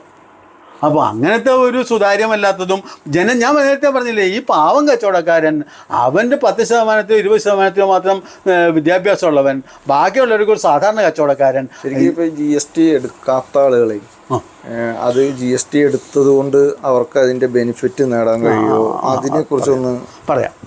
GST നമ്മൾ നേരത്തെ പറഞ്ഞ പോലെ ഇൻപുട്ട് ടാക്സ് ക്രെഡിറ്റ് എടുത്തുകൊണ്ട് നടത്തുന്ന ഒരു സംവിധാനത്തിനാണ് GST എന്ന് പറയുന്നത്.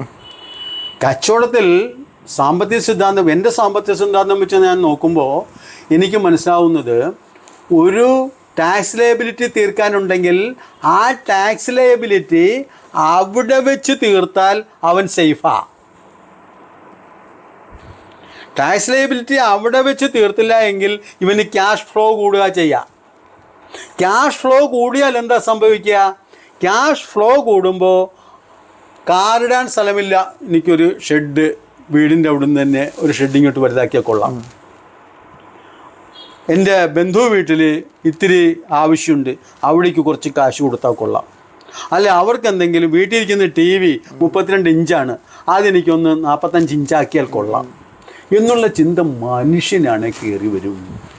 അപ്പോൾ ആ സമയത്ത് ആ പർട്ടിക്കുലർ ടൈമിൽ തന്നെ ടാക്സ് ലയബിലിറ്റി തീർത്താലോ അതിൽ കുറച്ചെടുത്തേ ആഡംബരം ചെയ്യുള്ളൂ, അതിൽ കുറച്ചെടുത്തേ കടം കൊടുക്കുള്ളൂ, അതിൽ കുറച്ച് സാധനം വാങ്ങി ആവശ്യമില്ലാത്ത സാധനം സ്റ്റോക്ക് ചെയ്യുള്ളൂ. ലയബിലിറ്റി അപ്പം തീർത്തു പോയാൽ ഇത് നാളെ ഈ GSTയുടെ ഏറ്റവും വലിയ പ്രശ്നം എന്ന് വെച്ചാൽ നോട്ടീസ് ആവുന്നത് 3.5 കൊല്ലം 4 കൊല്ലം കഴിഞ്ഞിട്ടാണ്.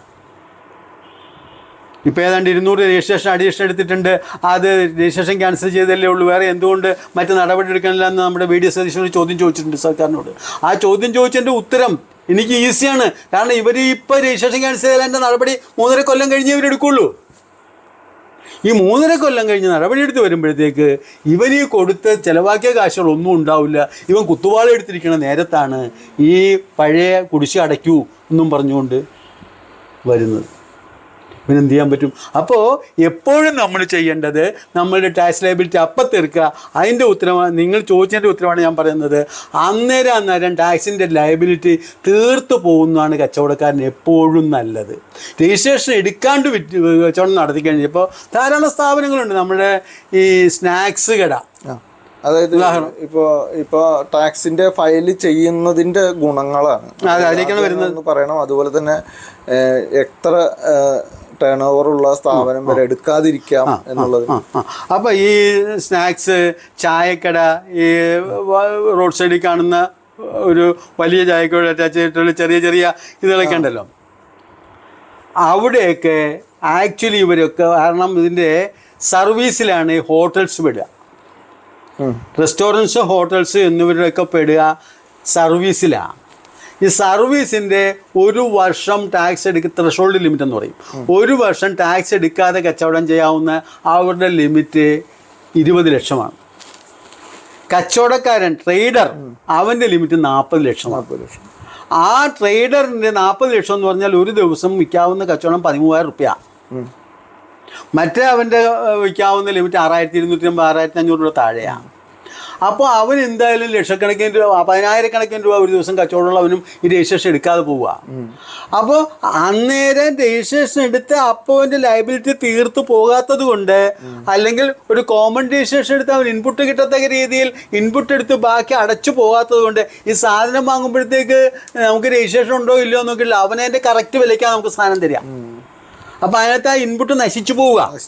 ഒരു രജിസ്ട്രേഷൻ ഇല്ലാത്ത വ്യക്തി ഒരു ഹോൾസെയിലർക്ക് സാധനം മേടിച്ച് കൊണ്ടുവന്ന് വിൽക്കുമ്പോഴത്തേക്ക് ഇവൻ വിൽക്കുന്നുണ്ടെങ്കിലും ആ എടുത്ത ടാക്സ് നശിച്ചു പോയി, രജിസ്ട്രേഷൻ ഇല്ലല്ലോ. ശരിക്കും ഇത്ര ഒരു അതായത് 20 ലക്ഷം വരെ പറഞ്ഞില്ലേ, ആ ഒരു ഇതിൻ്റെ ഉള്ളിൽ വരുന്ന ബിസിനസ്സുകാർക്ക് എടുത്തില്ലെങ്കിലും കുഴപ്പമില്ല. പക്ഷെ എടുത്താൽ നല്ലതാണ്. എടുത്താൽ നല്ലതെന്ന് വെച്ചാൽ അവൻ അപ്പം തന്നെ അതിന്റെ ബാധ്യത, അല്ലെങ്കിൽ അവന് 20 ലക്ഷമേ എനിക്ക് കച്ചവടമുള്ളൂ എന്ന് തെളിയിക്കാനായിട്ടുള്ള രേഖകൾ ഇവൻ്റെ വേണം. ഇന്നത്തെ കാലത്ത് 90% കച്ചവടവും ഗൂഗിൾ പേയിലാണ്. അതല്ല, അതായത് ഒന്നുകൂടി ക്ലാരിഫിക്കേഷൻ, അതായത് നമ്മളിപ്പോൾ 20 ലക്ഷം വരെയുള്ളവർക്ക് എടുത്തില്ലെങ്കിൽ പ്രത്യക്ഷത്തിൽ കുഴപ്പമൊന്നുമില്ല, പക്ഷേ എടുത്തത് കൊണ്ട് അവർക്ക് ഗുണമുണ്ടോ എന്നുള്ള. 20 ലക്ഷത്തിന് താഴെയുള്ളവൻ അവന് കച്ചവടം ആക്ച്വലി 20 ലക്ഷത്തിന് താഴെ ഉള്ളെങ്കിൽ അവൻ എടുക്കണ്ട. കാരണം എടുത്തു കഴിഞ്ഞാൽ അവന് ഈ കോമ്പോസിഷൻ ആണെങ്കിൽ 6%, അല്ലെങ്കിൽ ഹോട്ടലുകളാണെങ്കിൽ 5% ഒക്കെ നികുതി അടയ്ക്കാൻ ബാധ്യസ്ഥരാകും. അപ്പോൾ ചെറിയൊരു കച്ചവടക്കാരനെ കൊണ്ട് ആ നികുതി അടയ്ക്കാനായിട്ട് വലിയൊരു ബെനിഫിറ്റ് ടാക്സ് റിട്ടേൺ ചെയ്തുകൊണ്ട് ഹോട്ടലുകാരനൊന്നും ടാക്സ് റിട്ടേൺ ഇല്ല. ഹോട്ടലുകാരനോ നമ്മൾ ഈ നേരത്തെ പറഞ്ഞ പെട്ടിക്കടക്കാരനോ ഒന്നും ടാക്സ് റിട്ടേൺ ഇല്ല. ഫുഡിൻ്റെ ഐറ്റത്തിന് ടാക്സ് റിട്ടേൺ ഇല്ലാതെ കണ്ട് 5% അടയ്ക്കുക. ഈ 5%, 100 രൂപയ്ക്ക് 5 രൂപ കൊടുക്കുക എന്നുള്ളതല്ല. ഒരു ചെറിയൊരു സ്ഥാപനമാണെങ്കിലും ഇപ്പോൾ ഒരു ഷോപ്പ്, അപ്പോൾ അതിൽ ഇവർ GST എടുത്തത് കൊണ്ട് അവർക്ക് നഷ്ടപ്പെടുന്ന പൈസ, ഇപ്പം നമ്മൾ ഇതിൻ്റെ മൊത്തത്തിലൊരു ചിലവും, അതായത് GST സംവിധാനത്തിലേക്ക് നമ്മൾ ഒരു ഷോപ്പ് മാറി അതിൽ കറക്റ്റ് ഫയൽ ചെയ്യാൻ വേണ്ട ഒരു ചിലവുണ്ടല്ലോ, ആ ഒരു ചിലവും അത് നടപ്പിലാക്കി കഴിഞ്ഞാൽ അവർക്ക് അതിൻ്റെ ഒരു ഗുണം കിട്ടുമോ എന്നുള്ളതാണ്. തീർച്ചയായിട്ടും. ഒരു 40 ലക്ഷം രൂപയാണ് കച്ചവടക്കാരൻ്റെ നമ്മൾ ലിമിറ്റ് പറഞ്ഞത്. ആ 40 ലക്ഷത്തിൽ കൂടുതലുള്ളവന് ഇൻപുട്ട് എടുത്ത് ഔട്ട്പുട്ട് അടയ്ക്കുക എന്ന് പറയുന്നത് അവന് രക്ഷപ്പെടുന്ന എങ്ങനെ വെച്ചെന്നാൽ, നാളെ ഇവൻ്റെ ഞാൻ നേരത്തെ പറഞ്ഞല്ലോ ഈ ഗൂഗിൾ പേ ആണെന്നല്ല, കൃത്യമായിട്ട് അവൻ്റെ ടേൺ ഓവർ ബാങ്ക് അക്കൗണ്ട് നോക്കിയാൽ കിട്ടും. അവൻ ഒരു ദിവസം എത്ര കച്ചവടം ചെയ്തു എന്നുള്ളത് വെറുതെ ഒരു ആഫീസർ വന്ന്, അതാണ് കർണാടകത്തിലേക്ക് പ്രശ്നം ഉണ്ടായിരിക്കുന്നത്, വന്നിട്ട് അവൻ്റെ ബാങ്ക് അക്കൗണ്ട് നിന്നിട്ട് മേടിച്ച് നോക്കിയാൽ ഇവൻ എത്ര രൂപയുടെ കച്ചവടം ചെയ്യുന്നു വളരെ ക്ലിയറാണ്. ക്യാഷ് ട്രാൻസാക്ഷൻ വളരെ കുറവാണ്. കാരണം നമുക്കറിയാലോ, ആധാർ കാർഡും പാൻ കാർഡും കിട്ടിയാൽ തന്നെ ഓൾറെഡി എല്ലാം കിട്ടി. അപ്പോൾ ഇത് ബാങ്ക് അക്കൗണ്ടിൽ നിന്ന് നോക്കിയിട്ട് ഇവൻ്റെ ടേൺ ഓവർ കൃത്യമായിട്ട് എടുത്തേച്ചും ഈ 3 കൊല്ലം, ഞാൻ പറഞ്ഞ 3 കൊല്ലം കഴിഞ്ഞാൽ ഒരു സൈക്കിളുള്ളൂ, ഈ 3 കൊല്ലം ഒരു 18% പലിശയാണ്. 3 കൊല്ലം കഴിഞ്ഞ് ഒരു എമൗണ്ട് അടയ്ക്കാൻ പറഞ്ഞെങ്കിൽ 18, 54% പലിശ. പിന്നെ ഇതിൻ്റെ നോട്ടീസ് പീരീഡും ഓർഡറും ഒക്കെ വരുമ്പോഴത്തേക്ക് 4 കൊല്ലമെങ്കിലും ആയിട്ടുണ്ടാവും, അല്ല 5 കൊല്ലം ആയിട്ടുണ്ടാവും. അപ്പോൾ 18, 90 ടാക്സിൻ്റെ അത്രയും തന്നെ പലിശ വന്നു. ടാക്സിൻ്റെ അത്രയും തന്നെ ഒളിച്ചു വെച്ചെന്നും പറഞ്ഞ് സെക്ഷൻ 74 പ്രകാരം അല്ലെ 74A പ്രകാരം കൊണ്ടുവരുമ്പോഴത്തേക്ക് അത്രയും തുക തന്നെ പെനാൽറ്റി വരും. 3 ഇരട്ടി തുകയെങ്കിലും അടയ്ക്കേണ്ടി വരും. അതിൽ നിന്ന് എസ്കേപ്പ് ചെയ്യാനായിട്ട്, അതിൽ നിന്ന് സുതാര്യമായിട്ടും രക്ഷപ്പെടാനായിട്ട് എപ്പോഴും 40 ലക്ഷവും 20 ലക്ഷവും കഴിയുന്നവർ ആരുണ്ടെങ്കിലും അവർ രജിസ്ട്രേഷൻ എടുത്തു അന്ന് ആ തൽക്കാലം വരുന്ന ഒരു ചെറിയ ലാഭക്കുറവോ ലാഭമോ നോക്കാതെ ചെയ്യുന്നതാണ് അവർക്ക് എപ്പോഴും സേഫ്. നോട്ട് ചെയ്യുക, നമ്മളൊരു ചെറിയ ബിസിനസ് ആണെന്ന് നമുക്ക് തോന്നും, പക്ഷേ നമുക്ക് വലിയൊരു ടേൺ ഓവർ. ഇപ്പോൾ സാധാരണ ഒരു ചെറിയൊരു തട്ടുകടയാണെങ്കിൽ പോലും 10,000-ൽ കൂടുതൽ വരുമാനമുള്ള തട്ടുകടകൾ നമ്മുടെ നാട്ടിലുണ്ട്. നിങ്ങളൊന്ന് നോട്ട് ചെയ്യുക. നമ്മൾ ഈ ഗൂഗിൾ പേ അതേപോലെ പേടിഎം എന്ന സംവിധാനത്തിലൂടെ നമ്മൾ പൈസ വാങ്ങുമ്പോൾ ഇതൊക്കെ നോട്ടഡ് ആണ്, അല്ലേ? അക്കൗണ്ടഡ് ആണ്. അപ്പോൾ ഇങ്ങനെയുള്ളവർ തീർച്ചയായും ഇതുപോലുള്ളൊരു സംവിധാനങ്ങൾ എടുത്തില്ലെങ്കിൽ ഭാവിയിൽ ഇവർക്ക് കാരണം സർക്കാരിൻ്റെ റവന്യൂ കിട്ടണം. സർക്കാരിൻ്റെ ചെലവുകൾ അവരുടെ ഭരിക്കുന്നവരുടെ താല്പര്യം അനുസരിച്ച് ചിലവുകൾ ഉണ്ടായിക്കൊണ്ടിരിക്കും. പെൻഷൻ കൊടുക്കണം. ഇപ്പം പെൻഷൻ എന്ന് പറയുന്നത് ഭയങ്കര ഒരു തുകയാണ് പോയിക്കൊണ്ടിരിക്കുന്നത്. ഇതിനൊക്കെ റവന്യൂ ഉണ്ടാക്കിയേ പറ്റുള്ളൂ. അത് കൂടാണ്ട് ഇവരുടെ ഇഷ്ടം പോലെയുള്ള ചിലവുകൾ വരുന്നു. ഇതിനൊക്കെ റവന്യൂ ഉണ്ടാക്കിയേ പറ്റുള്ളൂ. അങ്ങനെ റവന്യൂ ഇങ്ങോട്ട് ഉണ്ടാക്കാൻ വേണ്ടിയിട്ട് ഏത് മേഖലയെ പിടിച്ച് കുലുക്കാം ആ മേഖലയിലൊക്കെ കുലുക്കിക്കൊണ്ടിരിക്കും. ഇതൊക്കെ മിനിസ്റ്റേഴ്സിൻ്റെ ശ്രദ്ധയിൽപ്പെട്ടിട്ടുണ്ട്, ഭരണകർത്താക്കളുടെ ശ്രദ്ധയിൽപ്പെട്ടിട്ടുണ്ട്. അപ്പോൾ അവർ തീർച്ചയായിട്ടും ഇതിപ്പോൾ തൽക്കാലം എനിക്ക് തോന്നുന്നത് ഈ 2-3 ഇലക്ഷൻ വരുന്നത് കൊണ്ടും ഉണ്ടാണ്ടിങ്ങനെ ഇരിക്കുന്നതാവും. വേറൊരു സമയത്തേക്ക് കയറിയിട്ട് ഇതിലൊരു അറ്റാക്ക് ചെയ്യാമെന്ന് വെച്ചാലുണ്ടല്ലോ. പക്ഷെ നമ്മൾ അതായത് പ്രേക്ഷകർ 2 കാര്യങ്ങളാണ്. GSTൻ്റെ അതായത് GST സംവിധാനത്തിനെ കുറിച്ച് നമ്മൾ സംസാരിച്ചു. അതുപോലെ GST എടുക്കേണ്ടതിൻ്റെ ആവശ്യകത, അതായത് നമ്മൾ ചിലപ്പോൾ ശ്രദ്ധിക്കാതെ പോകുന്ന നമ്മുടെ ബിസിനസ് വളർച്ച നമ്മൾ നോട്ട് ചെയ്യണം, ജാഗ്രത പാലിക്കണം. കാരണം നമ്മൾ ഇവിടുത്തെ നിയമം അത് അനുസരിക്കേണ്ടത് തന്നെയാണ്. അതിൽ യാതൊരു തർക്കമില്ല. അപ്പോൾ നമ്മൾക്ക് ഒരു നിശ്ചിത പരിധി കൂടുതൽ വരുമാനം ഉണ്ടെങ്കിൽ നമ്മൾ ഈ GST എടുത്ത് അതുപോലെ തന്നെ ഒരു സാധാരണ GST സംവിധാനത്തിൽ കൊണ്ടുവരാൻ ഒരു ചെറിയൊരു സ്ഥാപനത്തിന് ഏകദേശം എത്ര ചെലവ്? അത് പറയാം. സാധാരണ ഞങ്ങളൊക്കെ വാങ്ങുന്നതെന്ന് വെച്ചെന്നാൽ ചെറിയൊരു രജിസ്ട്രേഷൻ വരുമ്പോഴത്തേക്ക് അതിൻ്റെ ഇപ്പോൾ ഫീസൊന്നും രജിസ്ട്രേഷൻ എടുക്കുന്നതിന് സർക്കാരിലേക്ക് ഒന്നും അടയ്ക്കേണ്ട. ഞങ്ങളെപ്പോലെയുള്ളവർക്ക് തരുന്ന കാശ്, അതായത് നമ്മൾ ഹെൽപ്പ് ചെയ്യുന്നതിൻ്റെയും അവർക്ക് ചെയ്ത് സംവിധാനം കൊടുക്കുക. എന്തായാലും ഫീസുകൾക്കും എല്ലാവർക്കും ശമ്പളം കൊടുക്കണം. അതിനുള്ള ഒരു ഫീസ് ആണ് നമ്മൾ വാങ്ങുന്നത്. അതും 2,000 രൂപ, ഞാനൊക്കെ 2,000-2,500 റേഞ്ചിലേ നമ്മൾ വാങ്ങുന്നുള്ളൂ. നമ്മൾ അതിൻ്റെ അല്ല, രജിസ്ട്രേഷൻ എടുക്കുന്നതിന് വേണ്ടി. അത് കഴിഞ്ഞാൽ ഇവർക്ക് കച്ചവടക്കാരനുള്ള പ്രശ്നം എന്താ വെച്ചെന്നാൽ മിക്കവാറും ഉള്ളവർക്ക് മാസം 2 റിട്ടേൺ ഫയൽ ചെയ്യണം. മാസം മിനിമം 2 റിട്ടേൺ ഫയൽ ചെയ്യണം. പിന്നെ 3 മാസം കൂടുമ്പോൾ ഫയൽ ചെയ്യുന്നവനും ഉണ്ട്. പക്ഷെ അവനും 3 മാസം കൂടുമ്പോൾ ഫയൽ ചെയ്യാലും 3 മാസം കൂടുമ്പോൾ 2 റിട്ടേൺ ഫയൽ ചെയ്യണം. അങ്ങനെയുള്ള ഒരു കുറേ കഷ്ടത്തിലാവുന്ന വെച്ചെന്നാൽ ഒരു പെട്ടിക്കടക്കാരൻ്റെ അല്ലെങ്കിൽ ഒരു സാധാ കച്ചവടക്കാരൻ മാസം അവനൊരു 5 ലക്ഷം രൂപ ടേൺ ഓവറുള്ളവനാണെന്ന് ഇരിക്കട്ടെ. എങ്കിലും 15-60 40 ലക്ഷത്തിൽ കൂടുതൽ വേണ്ടിയിട്ട് 60 ലക്ഷം രൂപ ഒരു കൊല്ലം ടേൺ ഓവറുണ്ട്. മാസം 5 ലക്ഷം രൂപ ടേൺ ഓവറുണ്ട്. ഇവൻ്റെ 1% എന്ന് പറയുമ്പോൾ 5,000 രൂപയാണ്. 3 മാസത്തത് ഒന്നിച്ച് ചെന്നിട്ട് കച്ചവടക്കാരനൊക്കെ അടയ്ക്കാൻ പറഞ്ഞാൽ 15,000 രൂപ അടയ്ക്കണം. ഇവനെ കൊണ്ട് ഒരു തരത്തിലും നിവൃത്തിയില്ല. പിന്നെ സംവിധാനത്തിലെങ്കിലും കൃത്യമായി ടാക്സ് അടച്ച് അതിൻ്റെതായ നിയമത്തിലൂടെ പോകുന്നതാണ് ശരിക്കും. പോകുമ്പോൾ അത് ഗവൺമെന്റും ഈ 3 മാസം സംവിധാനം കൊടുക്കാണ്ട് അവനോടും മാസം തോറും അടയ്ക്കാൻ പറയുക. അവനോട് മാസം തോറും അടയ്ക്കാൻ പറഞ്ഞാൽ അവന് ബാധ്യത കുറവാ. 5,000 എന്ന് പറഞ്ഞാൽ അവൻ എങ്ങനെയെങ്കിലും തട്ടിക്കൂട്ടി തരും.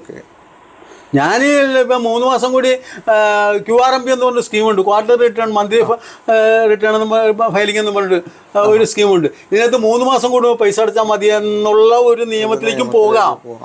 അങ്ങനെ പോകേണ്ടവർക്ക് 6 ലക്ഷം 8 ലക്ഷം ഒക്കെ അടയ്ക്കാൻ പറയേണ്ടി വരുന്നു. ഞാൻ എൻ്റെ അടുത്ത് ചില കേസ് വന്നപ്പോൾ ഞാൻ ആ QRMP മാറ്റിയിട്ട് ഞാൻ എന്ത് ചെയ്ത്, നിങ്ങൾ മന്ത്ലി ഫയൽ ചെയ്യുന്നുള്ളൂ.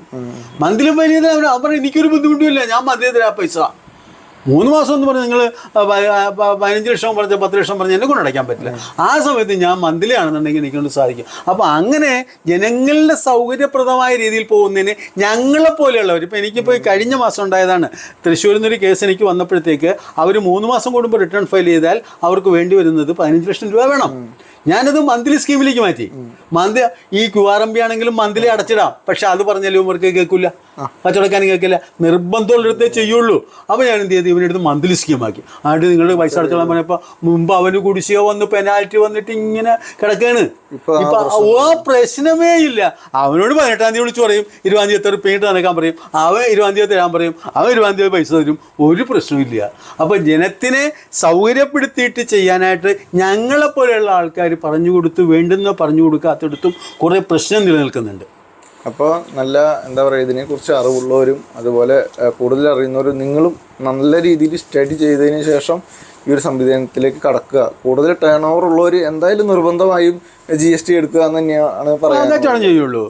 കാരണം എന്താ വെച്ചാൽ കൂടുതൽ ടേണോവറുള്ള ഒരു വലിയ ബിസിനസ് തുടങ്ങാൻ ഉദ്ദേശിക്കുന്നവൻ അവൻ എങ്ങനെയായാലും തുടങ്ങുമ്പോൾ തന്നെ കാരണം അവൻ്റെ മെഷീനറി, അവൻ്റെ എക്യുപ്മെൻറ്റ്, ഒരു സാധാരണ കച്ചവടക്കാരനാണെങ്കിൽ അവൻ്റെ ആ ഒരു റാക്ക്, അവൻ്റെ സാധാരണ AC ഇതൊക്കെ വാങ്ങുന്നതിൻ്റെ ഇൻപുട്ട് ടാക്സ് ക്രെഡിറ്റ് എടുക്കുന്നതിന് വേണ്ടിയിട്ട് അവൻ ആദ്യം തന്നെ രജിസ്ട്രേഷൻ എടുക്കും. അവനിപ്പോൾ സാധാരണക്കാരൻ രജിസ്ട്രേഷൻ എടുക്കാതെ കണ്ടൊരു ബിസിനസ് തുടങ്ങി അവന് 40 ലക്ഷം ലിമിറ്റ് വന്നപ്പോഴത്തേക്ക് അവൻ രജിസ്ട്രേഷൻ എടുത്താലും പഴയത് അവൈൽ ചെയ്യാനൊരു നിയമമുണ്ട്. പക്ഷെ ആ നിയമത്തിലേക്ക് വരാനായിട്ടൊന്നും സാധാരണക്കാരനെ കൊണ്ട് പ്രാക്ടിക്കൽ അല്ല. അത് അത്രയ്ക്കുള്ള നോളജ് സമൂഹത്തിലുള്ളൂ.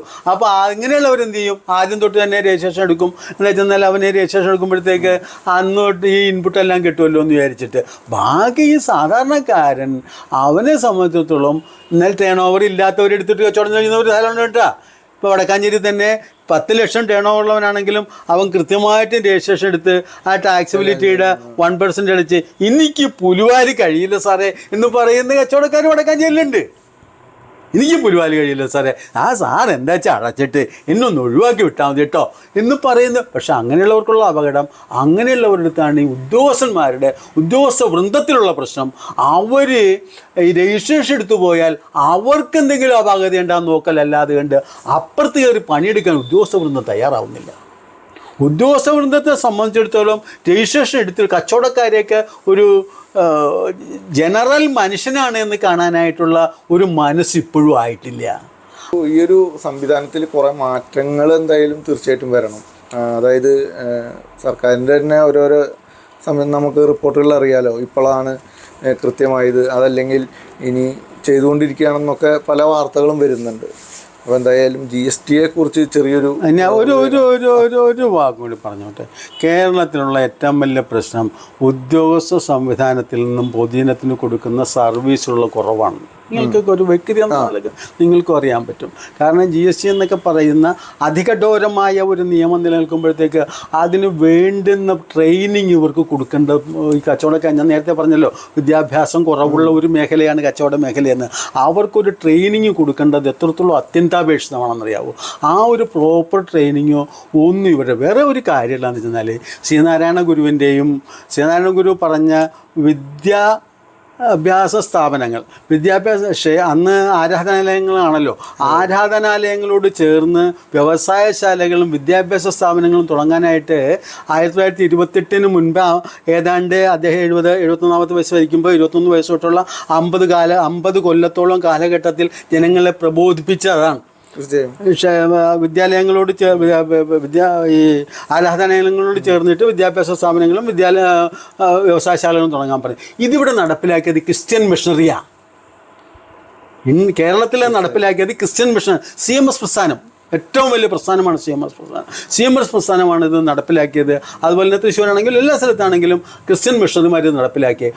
അവർ വിദ്യാലയങ്ങളും അവരുടെ ആരാധനാലയങ്ങളോട് ചേർന്നിട്ട് എവിടെയും നിങ്ങൾ നോക്കിയുള്ളൂ, അവരുടെ പഴയ ആരാധനാലയങ്ങളോട് ചേർന്നിട്ട് വിദ്യാഭ്യാസ സ്ഥാപനങ്ങളുണ്ടാവും.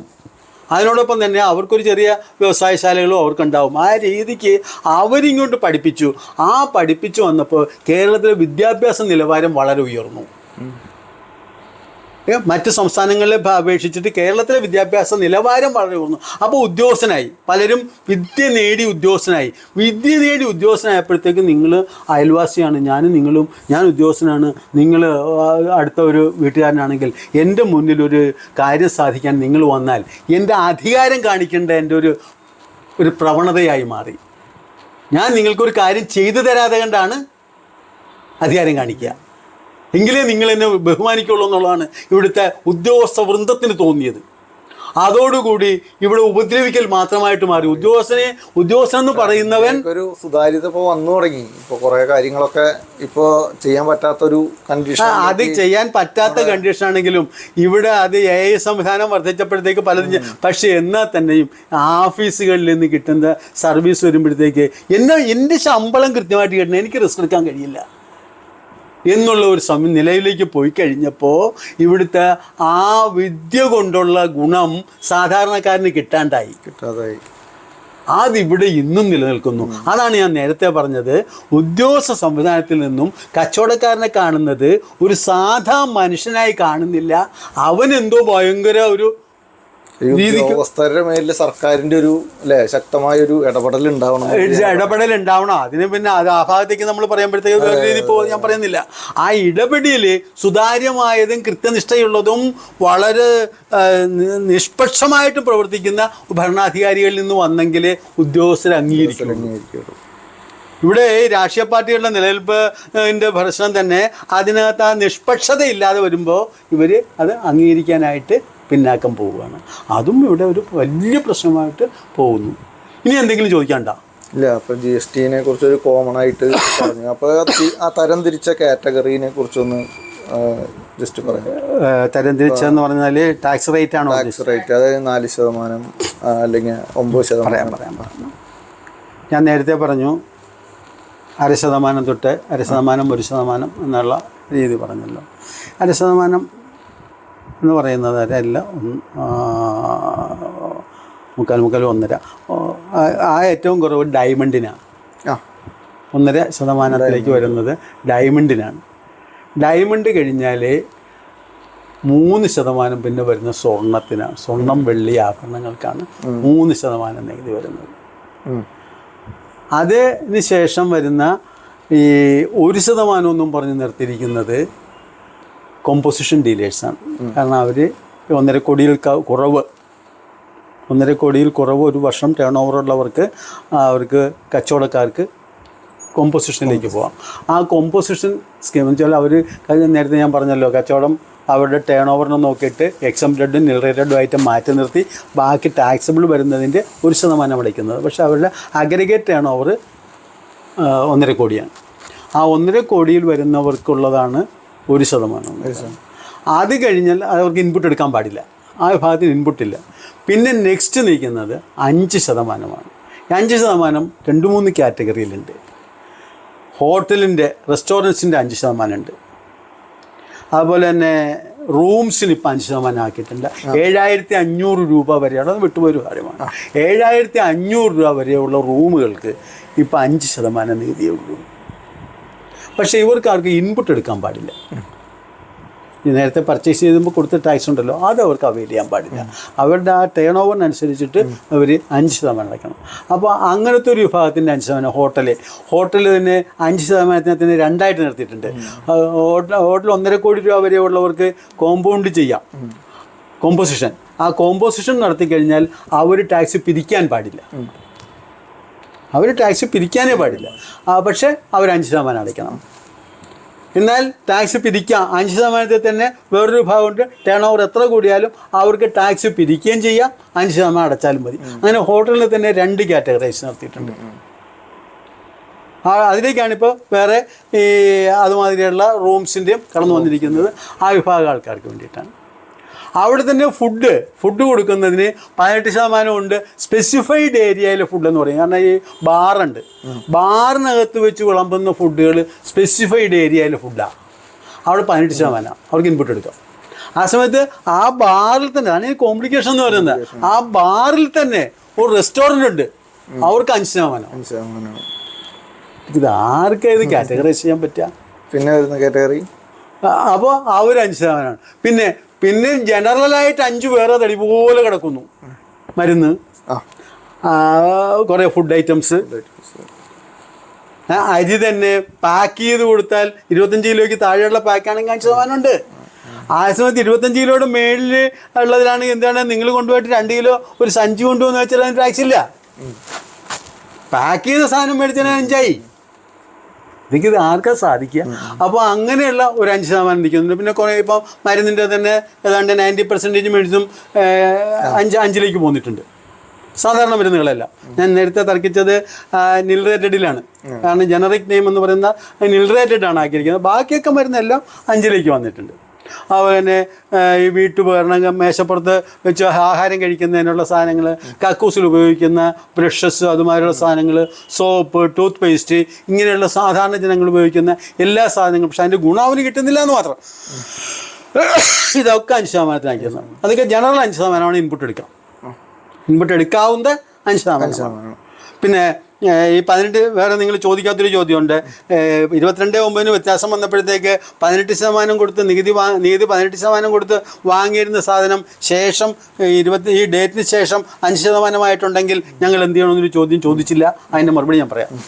കാരണം അങ്ങനെ വന്നിട്ടുണ്ടെങ്കിൽ അവൻ ആ 18% കൊടുത്തു വാങ്ങിയ സാധനം ഇപ്പം 5 ആയിട്ടുണ്ടെങ്കിൽ ഈ 5-ന് വിറ്റോട്ടെ, ആ 18 കിടന്ന് അവൈൽ ചെയ്ത് ക്രെഡിറ്റ് ലെഡ്ജറിൽ ഇട്ടിട്ടുണ്ടെങ്കിലും യൂട്ടിലൈസ് പോയെങ്കിലും അത് മുഴുവൻ അവന് പിന്നീടും യൂട്ടിലൈസ് ചെയ്യാം. അതുകൊണ്ട് അവനവിടെ ഒരു നഷ്ടം വരുന്നില്ല, അവനത് എപ്പോഴും യൂട്ടിലൈസ് ചെയ്യാം. അപ്പോൾ അങ്ങനെ 5 കഴിഞ്ഞാൽ പിന്നത്തെ ഇപ്പോഴത്തെ റേറ്റ് ഓഫ് ടാക്സ് 18 ആണെങ്കിലും ഇതിനിടയ്ക്ക് ഒരു 6 നിൽക്കുന്നുണ്ട്. 6 എന്ന് പറഞ്ഞാൽ സർവീസ് സെക്ടറിൽ എന്നെപ്പോലെ കണക്കെടുത്ത് അതുമാതിരിയുള്ള സർവീസ് സെക്ടർ, ഒരു ജോബ് വർക്ക് സെക്ടർ, അങ്ങനെയുള്ള സ്ഥലങ്ങളിലൊക്കെ 18% നികുതി. പക്ഷേ 18%കാരന് 50 ലക്ഷത്തിന് താഴെയാണെങ്കിൽ അവന് കോമ്പോസിഷനിലേക്ക് പോയാൽ സ്പെഷ്യൽ കോമ്പോസിഷനാണ് പറയുക. ആ കോമ്പോസിഷനിലേക്ക് പോയാൽ അതിൻ്റെ റേറ്റ് ഓഫ് ടാക്സ് 6% മാത്രമാണ്. അങ്ങനെ ഒരു 6 ഉണ്ട്. അവൻ ഇൻപുട്ടൊന്നും എടുക്കാൻ പാടില്ല, അവൻ 6 അടച്ചാൽ മതി. പിന്നെ നെക്സ്റ്റ് ഇപ്പോഴത്തെ സംവിധാനത്തിൽ 18. ഇതിൻ്റെ ഏറ്റവും വലിയ പ്രശ്നം എന്താ വെച്ചെന്നാൽ ഈ തുണി, ഡ്രസ്സ് അപ്പാരൽസ്, അതിന് 2500 രൂപയിൽ കൂടിയിട്ടുള്ള സാധനമാണെങ്കിൽ അതിന് 18ഉം 2500-ന് താഴെയുള്ളതാണെങ്കിൽ അതിന് 5-ആണ്. ഏതെങ്കിലും ഉദ്യോഗസ്ഥൻ ആണ് 2450 രൂപയ്ക്ക് ഹോൾസെയിലർ ഇവന് കൊടുത്താൽ ഇവൻ്റെ പ്രോഫിറ്റും കൂടി കൂടിയിട്ട് 2500-ന് കൂടിയ ഒരു വിലയ്ക്ക് വേണം ഇവന് വിൽക്കാൻ സാധിക്കുന്നത്. അപ്പോൾ ഇവൻ 18-ലേക്ക് അത് പോകും. പലരും ചിലപ്പോൾ 2490 ഇട്ടിട്ട് ഇത് 5-ലേക്ക് ഒതുക്കാൻ വേണ്ടി ശ്രമിച്ചു കൂടാഴികയില്ല. അങ്ങനെയൊക്കെ വന്നിട്ട് നേരത്തെ ഞാൻ പറഞ്ഞ 3 കൊല്ലം കഴിഞ്ഞിട്ടോ 4 കൊല്ലം കഴിഞ്ഞിട്ടോ വരുന്ന അസസ്മെൻ്റ് ആണെങ്കിൽ ഈ ഡിഫറൻസ് വളരെ വലുതായിരിക്കും. ഇതിനെക്കൊണ്ട് താങ്ങില്ല. ഒരു വലിയ അപകടമാണ് അവിടെ നിൽക്കുന്നത്.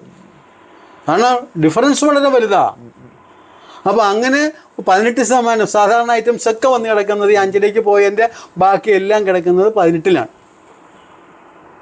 സർവീസും ഏതാണ്ട് 90% കിടക്കുന്ന സ്വർണം ജോബ് വർക്ക് ചെയ്യുന്നിടത്ത് മാത്രമേ 5 നിൽക്കുന്നുള്ളൂ. ബാക്കി ഏതാണ്ട് എല്ലാം കൊണ്ടുപോയിട്ടിരിക്കുന്ന 18-ലേക്ക്. അങ്ങനെ 18-ൻ്റെ ഒരു റേറ്റ്. 18 കഴിഞ്ഞാൽ പിന്നെ അടുത്ത റേറ്റ് ഓഫ് ടാക്സ് 40. അവിടെയും വലിയൊരു ഉണ്ട്. 18 കഴിഞ്ഞാൽ കാറ്റഗറി പറയാം. 18 കഴിഞ്ഞ് സിൻ ഐറ്റംസ്, ഈ സോഡ അല്ല, മറ്റേ സിൻ ഐറ്റംസ് എന്ന് പറഞ്ഞാൽ ഈ കൊക്കക്കോള അതുമാതിരിയുള്ള സാധനങ്ങളില്ലേ, അത്തരം കുറേ സാധനങ്ങളൊക്കെയാണ് 40. പിന്നെ പുകയില ഉൽപ്പന്നങ്ങൾ, പാൻ മസാല. ശരിക്കും ഈ ഞാൻ നേരത്തെ സൂചിപ്പിച്ചിരുന്നു, ഈ 18% ടാക്സ് വരുമ്പോൾ ശരിക്കൊരു ചില ഐറ്റംസ് ഡബിൾ വരുന്നില്ല കേന്ദ്ര ഗവൺമെന്റിന്റെയും. അതിന് നമുക്ക് പറയാം, ഈ പറഞ്ഞ റേറ്റ് ഓഫ് ടാക്സ് എല്ലാം രണ്ടും കൂടി കൂടിയിട്ടുള്ളതാണ്. ഇതിനെല്ലാം 18 എന്ന് പറയുമ്പോഴത്തേക്കും, 5 എന്ന് പറയുമ്പോഴത്തേക്കും, 6 എന്ന് പറയുമ്പോഴത്തേക്കും ഒക്കെ പകുതി വീതിച്ചിട്ടാണ്. അത് പകുതി വീതിക്കാൻ 5 എന്ന് പറയുമ്പോൾ 5 2.5 അല്ലല്ല 2.5. 18 എന്ന് പറയുമ്പോൾ 9. ഓക്കെ. ഈ 40 എന്ന് പറയുമ്പോഴത്തേക്ക് 20. അങ്ങനെ ഒരു 40-ന്റെ ഘടകം എല്ലാ സ്റ്റേറ്റിലും ഒരേപോലെ തന്നെയാണ്. എല്ലാ സ്റ്റേറ്റിലും ഒരുപോലെ, ഇന്ത്യ മൊത്തം ഒരുപോലെ തന്നെയാണ്. അവിടെ ഈ 40 എന്ന് പറയുന്നത് വാദിക്കും ചിലര് ഇത്ര ശതമാനം കേന്ദ്ര ഗവൺമെന്റ് അപ്പോൾ ആ ഒരു തർക്കം ശരിക്കും സത്യം പറഞ്ഞാൽ അതൊരു വേണ്ട. അപ്പൊ ഇന്നലെ എനിക്ക് ഒരു വലിയ രാഷ്ട്രീയ നേതാവ് ഇവിടെ വന്നിരുന്നപ്പോൾ പറയണ്ടായി, ഞങ്ങളുടെ ഒരു നേതാവ് ഒരിടത്ത് പ്രസംഗിക്കുകയാണ്, നമ്മളിൽ കിട്ടുന്ന നികുതി മുഴുവനും കേന്ദ്രം പിരിച്ചുകൊണ്ട് പോയിട്ട് നമുക്കൊന്നും തരാതിരുന്നിട്ടാണ് നമ്മളുടെ ഈ സാമ്പത്തിക പ്രശ്നം വന്നത്. അതുകൊണ്ട് ഇദ്ദേഹം ആ മീറ്റിങ്ങിൽ തന്നെ തിരുത്തിയെന്നാണ് പറഞ്ഞത്. എടോ അങ്ങനെയല്ല, 18% നികുതിയുള്ളത് 9 നേരെ നമ്മുടെ ഖജനാവിലേക്കാണ് വരുന്നത്. ബാക്കി 9 കൊണ്ട് അവർ പോയിട്ട് അവരിൽ നിന്ന് നമുക്ക് തരേണ്ട ചില ഘടകങ്ങൾക്ക്, ഇപ്പോൾ IGST എന്ന് പറയുന്ന സാധനം പിരിച്ചു കഴിഞ്ഞാൽ സംസ്ഥാനാന്തര സെയിലാകുമ്പോൾ അതിൽ നിന്ന് സെറ്റ് ഓഫ് ചെയ്യാം. IGST സെറ്റ് ഓഫ് ചെയ്യാത്ത ഒരു തുക, കാരണം ഇപ്പം നിങ്ങൾ കോയമ്പത്തൂർ പോയിട്ട് ഒരു സാധനം മേടിച്ചുകൊണ്ട് വന്നു കഴിഞ്ഞാൽ അവിടെ IGST 40% കൊടുത്താണ്, അല്ലെ IGST 18% കൊടുത്താണ് നിങ്ങൾ വാങ്ങിക്കൊണ്ട് വരുന്നെങ്കിൽ അത് പ്ലേസ് ഓഫ് സപ്ലൈ എന്നൊരു കോളുണ്ട്. ആ പ്ലേസ് ഓഫ് സപ്ലൈ കേരള എന്ന് ഇട്ടിരിക്കണമെങ്കിൽ അത് ആ ഫണ്ട് നിങ്ങൾക്ക് രജിസ്ട്രേഷൻ ഇല്ലാത്ത ആളാണെങ്കിൽ ആ ഫണ്ട് കേന്ദ്രത്തിലേക്ക് പോയിട്ട് അതിന്റെ പകുതി ഇവിടെ കൊടുക്കണം. അതാണ് ഈ വിഹിതം കിട്ടുക എന്ന് പറയുന്നത്. നിങ്ങൾ കോയമ്പത്തൂർ വിട്ട് സാധനം വാങ്ങിച്ചുകൊണ്ട് വരണു, നിങ്ങൾ ആ മോട്ടറാണ് നിങ്ങൾ അവിടെ നിന്ന് വാങ്ങിച്ചത്. മോട്ടർ വാങ്ങിച്ചാൽ 18% നികുതി. നിങ്ങൾ എവിടുത്തുകാരനാണെന്ന് ചോദിച്ചപ്പോൾ നിങ്ങളുടെ അഡ്രസ്സ് കേരളത്തിലാണ്, കേരളത്തിന്റെ നമ്പർ 32. അപ്പൊ കേരളത്തിലുള്ള ആളാണ് നിങ്ങൾ തമിഴ്നാട്ടിൽ പോയി സാധനം മേടിച്ച് 32 സാധനം മേടിച്ചിട്ട് അവിടെ 18% കൊടുത്ത് അതിൻ്റെ 9% നിങ്ങൾക്ക് കേരളത്തിലേക്ക് അതിൻ്റെ പ്ലേസ് ഓഫ് സപ്ലൈ അതിൻ്റെ ഉപയോഗിക്കുന്നത് ഇവിടെ ആയതുകൊണ്ട് അതിൻ്റെ ഒരു 9% നിങ്ങൾക്ക് തരണം. അത് തരാനായിട്ടാണ് ഈ വൈകുന്നത്. അതിൻ്റെയാണ് വിഹിതം കിട്ടിയില്ല എന്ന് പറയണേ. മനസ്സിലായോ? മനസ്സിലായില്ലേ? നിങ്ങൾ ഇത് നമ്മുടെ തോമസ് ഐസക്ക് ആദ്യം ധനകാര്യമന്ത്രി ആയിരുന്ന കാലത്ത് ഇതിന് ഈ GST നടപ്പിലാക്കിയപ്പോൾ അദ്ദേഹം കോട്ടയ്ക്കൽ അന്ന് ഉഴിച്ചിലിന് പോയിരിക്കുന്നു. അപ്പോൾ അന്ന് അദ്ദേഹം അതിന് മുൻപേ പറഞ്ഞൊന്ന് തിരുത്തി പറയണ്ടായി. കാരണം അദ്ദേഹത്തിൻ്റെ വിചാരം എഴുതുന്നത് IGST എന്ന് പറയുന്ന തുക മുഴുവനും കേരളത്തിന് അതാത് സംസ്ഥാനത്തിന് കിട്ടുമെന്നാണ് വിചാരിച്ചിരുന്നത്. അത് അങ്ങനെയല്ല എന്ന് അദ്ദേഹം പിന്നീടാണ് മനസ്സിലാക്കിയത്. കാരണം ഇവിടെ ഒരു കച്ചവടക്കാരൻ പോയി മേടിച്ചാൽ അവനോട് സെറ്റ് ഓഫ് ആക്കി ഇതിൻ്റെ CGST പോർഷൻ SGST പോർഷൻ സ്റ്റേറ്റിനുമായിട്ട് ഡിവൈഡ് ചെയ്ത് കഴിഞ്ഞു. പിന്നെ അത് പങ്കിടില്ല. കാരണം നമ്മളൊരു രജിസ്ട്രേഷനുള്ള ആള് തമിഴ്നാട്ടിൽ പോയിട്ട് 18% നീതിയുള്ള സാധനം മേടിച്ച് ഇവിടെ കൊണ്ടുവന്ന് അവനിവിടെ സെറ്റ് ഓഫിന് എടുത്താൽ പിന്നെ IGST അവിടെ നിലനിൽക്കുന്നില്ല. ആ സെറ്റ് ഓഫ് ചെയ്തു. IGST CGST SGST set of ചെയ്യാം. IGST രജിസ്ട്രേഷനുള്ള ആൾ മേടിച്ചു കഴിഞ്ഞാൽ അപ്പോൾ അതിവിടെ സെറ്റ് ഓഫ് ആയി കഴിഞ്ഞു. സെറ്റ് ഓഫ് ആയി കഴിഞ്ഞു പിന്നെ IGST ഇല്ല. രജിസ്ട്രേഷൻ ഇല്ലാത്ത ആൾ മേടിച്ചെങ്കിൽ മാത്രമേ അവിടെ ഒരു പങ്കിടാനായിട്ടുള്ള തുക കേന്ദ്രത്തിൻ്റെ കയ്യിൽ ചെല്ലുന്നുള്ളൂ. അതിൻ്റെ പോർഷനാണ് ഈ കിട്ടിയില്ല 2500 കോടി രൂപ പോയി 3500 കോടി രൂപ ഞങ്ങൾക്ക് കിട്ടാണ്ട് എന്ന് പറയുന്നത്. പക്ഷേ ഇതൊക്കെ കേന്ദ്രം ഇത്ര വരുമായിരിക്കുമെന്ന് കണ്ട് നേരത്തെ അതിനെ പങ്കിട്ട് കൊടുക്കുന്നുണ്ട്. അതിൻ്റെയാണ് തർക്കം വരുന്നത്. ഒന്നുകൂടിയുണ്ട് പറഞ്ഞു തീർന്നില്ല. പിന്നെ 18 നിന്ന് 40 വരുന്നത് 18 വെഹിക്കിളിനെ ഒരു വല്ലാത്ത ക്ലോസിൽ കൊണ്ടിട്ടിരിക്കുക. വെഹിക്കിള് സാധാരണ കുറേ വെഹിക്കിൾ 18 കിടക്കുന്നുണ്ട്. എന്നാൽ നീളം 4000 mm കൂടുകയും പെട്രോൾ ഡ്രൈവൺ ആണെങ്കിൽ 1200 cc കൂടുകയും ചെയ്യുന്ന വാഹനങ്ങൾക്ക് 40% ടാക്സ്, 18 ഡീസൽ ഡ്രൈവൺ ആണെങ്കിൽ 1500 cc കൂടുകയും 4000 mm നീളം കൂടുകയും ചെയ്താൽ അതിന് 40% ടാക്സ്. അത് പഴയ വണ്ടി വിറ്റാലും ബാധകമാണ്. ഇതൊക്കെ ചില നിയമങ്ങൾക്ക് ബാധകമായി. 1000 cc മുകളിലുള്ള 1200, 1500, പെട്രോൾ ഡ്രൈവൺ ആണെങ്കിൽ 1200, ഡീസൽ ഡ്രൈവൺ ആണെങ്കിൽ 1500 മുകളിലുള്ള വാഹനങ്ങൾക്ക് ടാക്സ് 40%. അത് പഴയ ഞാൻ പറയുന്ന ഒരു കാര്യത്തേക്ക് മനസ്സിലാക്കണം, ഭയങ്കര ക്രൂഷ്യലാണ്. ഇത് പഴയ വണ്ടിക്കും ഈ നിയമം ബാധക. പഴയ വണ്ടി വിൽക്കുമ്പോൾ ഇത് ശ്രദ്ധിക്കാതെ വേറെ ചില നിയമങ്ങളും കൂടി ഇവിടെ നോക്കാണ്ട് ബാലൻസ് ഷീറ്റിൽ ഇതിന് കിടക്കുന്ന തുകകൾ എത്രയുണ്ടെന്നൊക്കെ നോക്കിയിട്ട് വേണം ചെയ്യാൻ. ഇത് ശ്രദ്ധിക്കാതെ 18 വിചാരിച്ച് ആരെങ്കിലും ചെയ്തിട്ടുണ്ടെങ്കിൽ അവന് 3 കൊല്ലം കഴിയുമ്പോൾ വരുന്ന അസസ്മെൻറ്റും വ്യത്യാസം 18ഉം 40ഉം തമ്മിലുള്ള വ്യത്യാസം 22. 22 അഡീഷൻ വെച്ചിട്ടൊരു അസസ്മെൻറ്റ് വന്നാൽ ഒരു വ്യക്തിക്ക് താങ്ങാവുന്നതിലും അധികമാണ്. അപ്പോൾ അതായത് നമ്മളിപ്പോൾ സാധാരണ ഇൻ്റർവ്യൂവിൽ നമ്മൾ പ്രേക്ഷകർക്ക് ഗുണമാവുന്ന കാര്യങ്ങളാണ് നമ്മൾ ഇൻ്റർവ്യൂ ചെയ്യുക. അപ്പോൾ ശരിക്കും ഒരു സാധാരണ ഒരു ഫാമിലി ആണെങ്കിൽ 1200 cc താഴെയുള്ള വാഹനങ്ങൾ എടുക്കുന്നതാണ്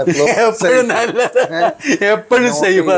കാരണം നമ്മുടെ കേരളത്തിൽ കുറച്ചു കാലമായിട്ട് ട്രെൻഡി SUV വാഹനങ്ങളോടാണ്. 1200 cc ബാധ്യത കൂടി നിങ്ങൾക്ക് വരുന്നുള്ള കാര്യം അവരുടെ വിൽപ്പനയിൽ, അതിന്റെ ഒരു വിൽപ്പനയിൽ വലിയ രജിസ്ട്രേഷൻ കാര്യങ്ങളോ ഉള്ളവരാണ് ഇത് വിൽക്കുന്നതെങ്കിൽ ഇത് ഭയങ്കര വ്യത്യാസം. ഈ ഡിഫറൻസ് ഇത്രയും വാങ്ങുമ്പോഴും ഈ വ്യത്യാസം വരുമല്ലോ. വാങ്ങുമ്പോൾ പിന്നെ അവൻ നോക്കിയോളൂ. പുതിയ വാഹനത്തിന്റെ കാര്യത്തിൽ മറ്റവനൊക്കെ നല്ല നിശ്ചയമുണ്ട്. ഏത് വാഹനം വിൽക്കുന്ന ഷോറൂംകാരനുണ്ടല്ലോ, അവൻ ഇതൊക്കെ നല്ല നിശ്ചയം ചെയ്യും. സെക്കൻഡ് ഹാൻഡ് വാഹനം വിൽക്കുമ്പോഴത്തേക്കാണ് വളരെ സൂക്ഷിക്കേണ്ടത്. കാരണം രജിസ്ട്രേഷൻ ഉള്ള ഒരുത്തിന്റെ കടയിൽ നിന്നാണ് ഇത് പോകുന്നതെങ്കിൽ അത് ചെറിയ ഇവർ തമ്മിലുള്ള ഡിഫറൻസ് എത്രയും. മുൻപെന്ന് പറഞ്ഞാൽ 18 കഴിഞ്ഞാൽ 28 10 വരെ ഉള്ളായിരുന്നു വ്യത്യാസം. ഇപ്പൊ 18 കഴിഞ്ഞാൽ 40 എന്ന് പറഞ്ഞ ഒരു ഘടനയുണ്ടല്ലോ. എന്തായാലും സാറ് ഒരുപാട് വിവരങ്ങൾ നമുക്ക് തന്നു. സാറ് എങ്ങനെയാണ് ഈ മേഖലയ്ക്ക് വന്നത്? എത്ര ചെറുപ്പത്തിൽ എവിടെയാണ് പഠനകാലമൊക്കെ? ഞാൻ ആക്ച്വലി ബോൺ ആൻഡ് ബോട്ടപ്പ് ചേർത്തലയാണ്, ആലപ്പുഴ. ആലപ്പുഴ നിന്നും ചെറുപ്പം തൊട്ടേ എനിക്ക് കണക്കൊരു പ്രാന്താണ്. ഇന്ന് എനിക്ക് 74 വയസ്സ്. ഞാൻ 74 തുടങ്ങുന്നു. ആ 15ാമത്തെ വയസ്സിൽ തൊട്ട് ഞാൻ കണക്കെഴുതുന്നുണ്ട്. കണക്കെഴുത്ത് അന്ന് തന്നെ ഗോപി സാർ എന്നും പറഞ്ഞ സെയിൽ ടാക്സ് ഓഫീസിൽ കണക്ക് കാണിക്കാൻ ചെല്ലുമ്പോഴത്തേക്ക് ആ ചെറുപ്രായത്തിൽ ചെല്ലുമ്പോൾ അവരുടെ നിന്നൊക്കെ കിട്ടിയിരിക്കുന്ന സഹായം ഭയങ്കര വലുതായിരുന്നു.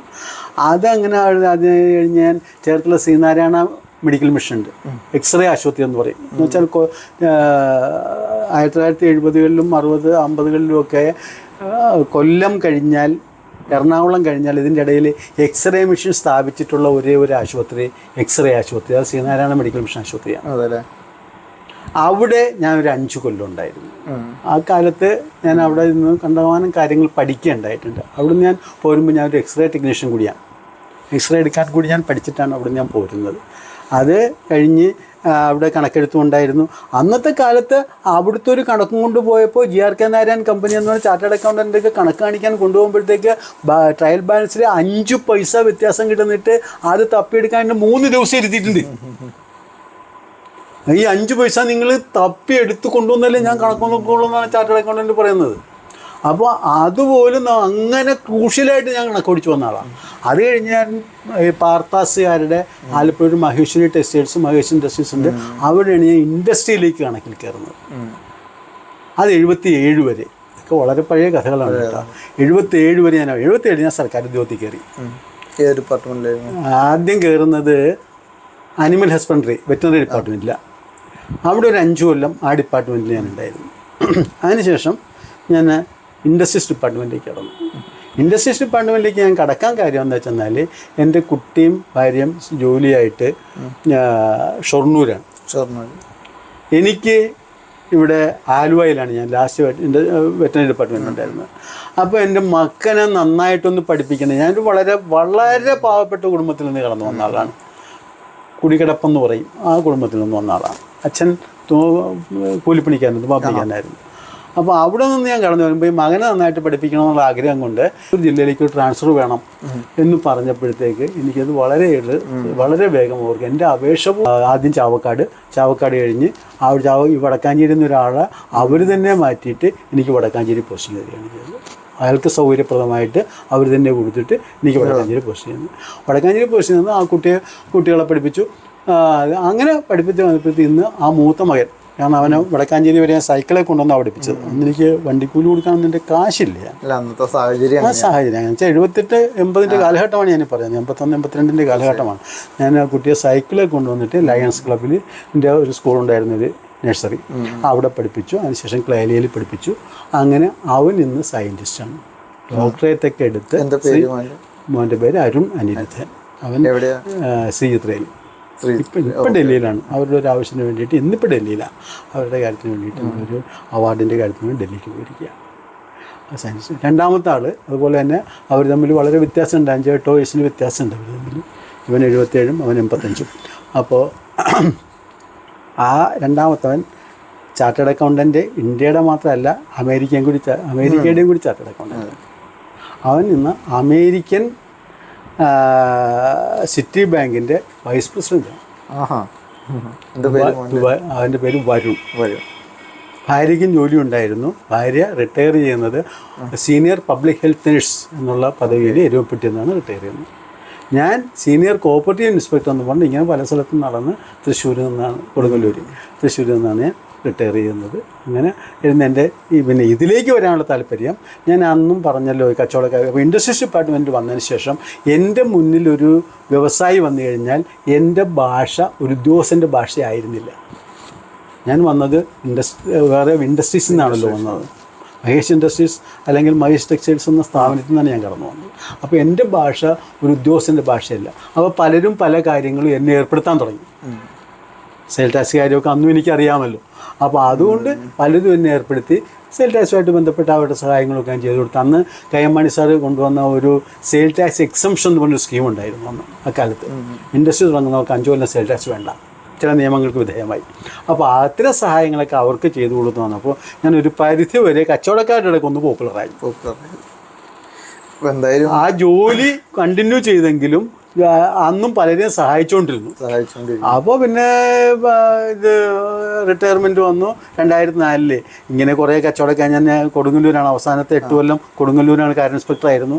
അന്നും എൻ്റെ മുന്നിൽ വരുന്ന പാവങ്ങളെ ഞാൻ അതിയായി സഹായിക്കുമായിരുന്നു. അതിൻ്റെയൊക്കെ ബേസിൽ എനിക്ക് എൻക്വയറി ഒക്കെ ഉണ്ടായിരുന്നു. അത് കഴിഞ്ഞ് എനിക്ക് പെൻഷനൊക്കെ കിട്ടാൻ വളരെ താമസിച്ചു.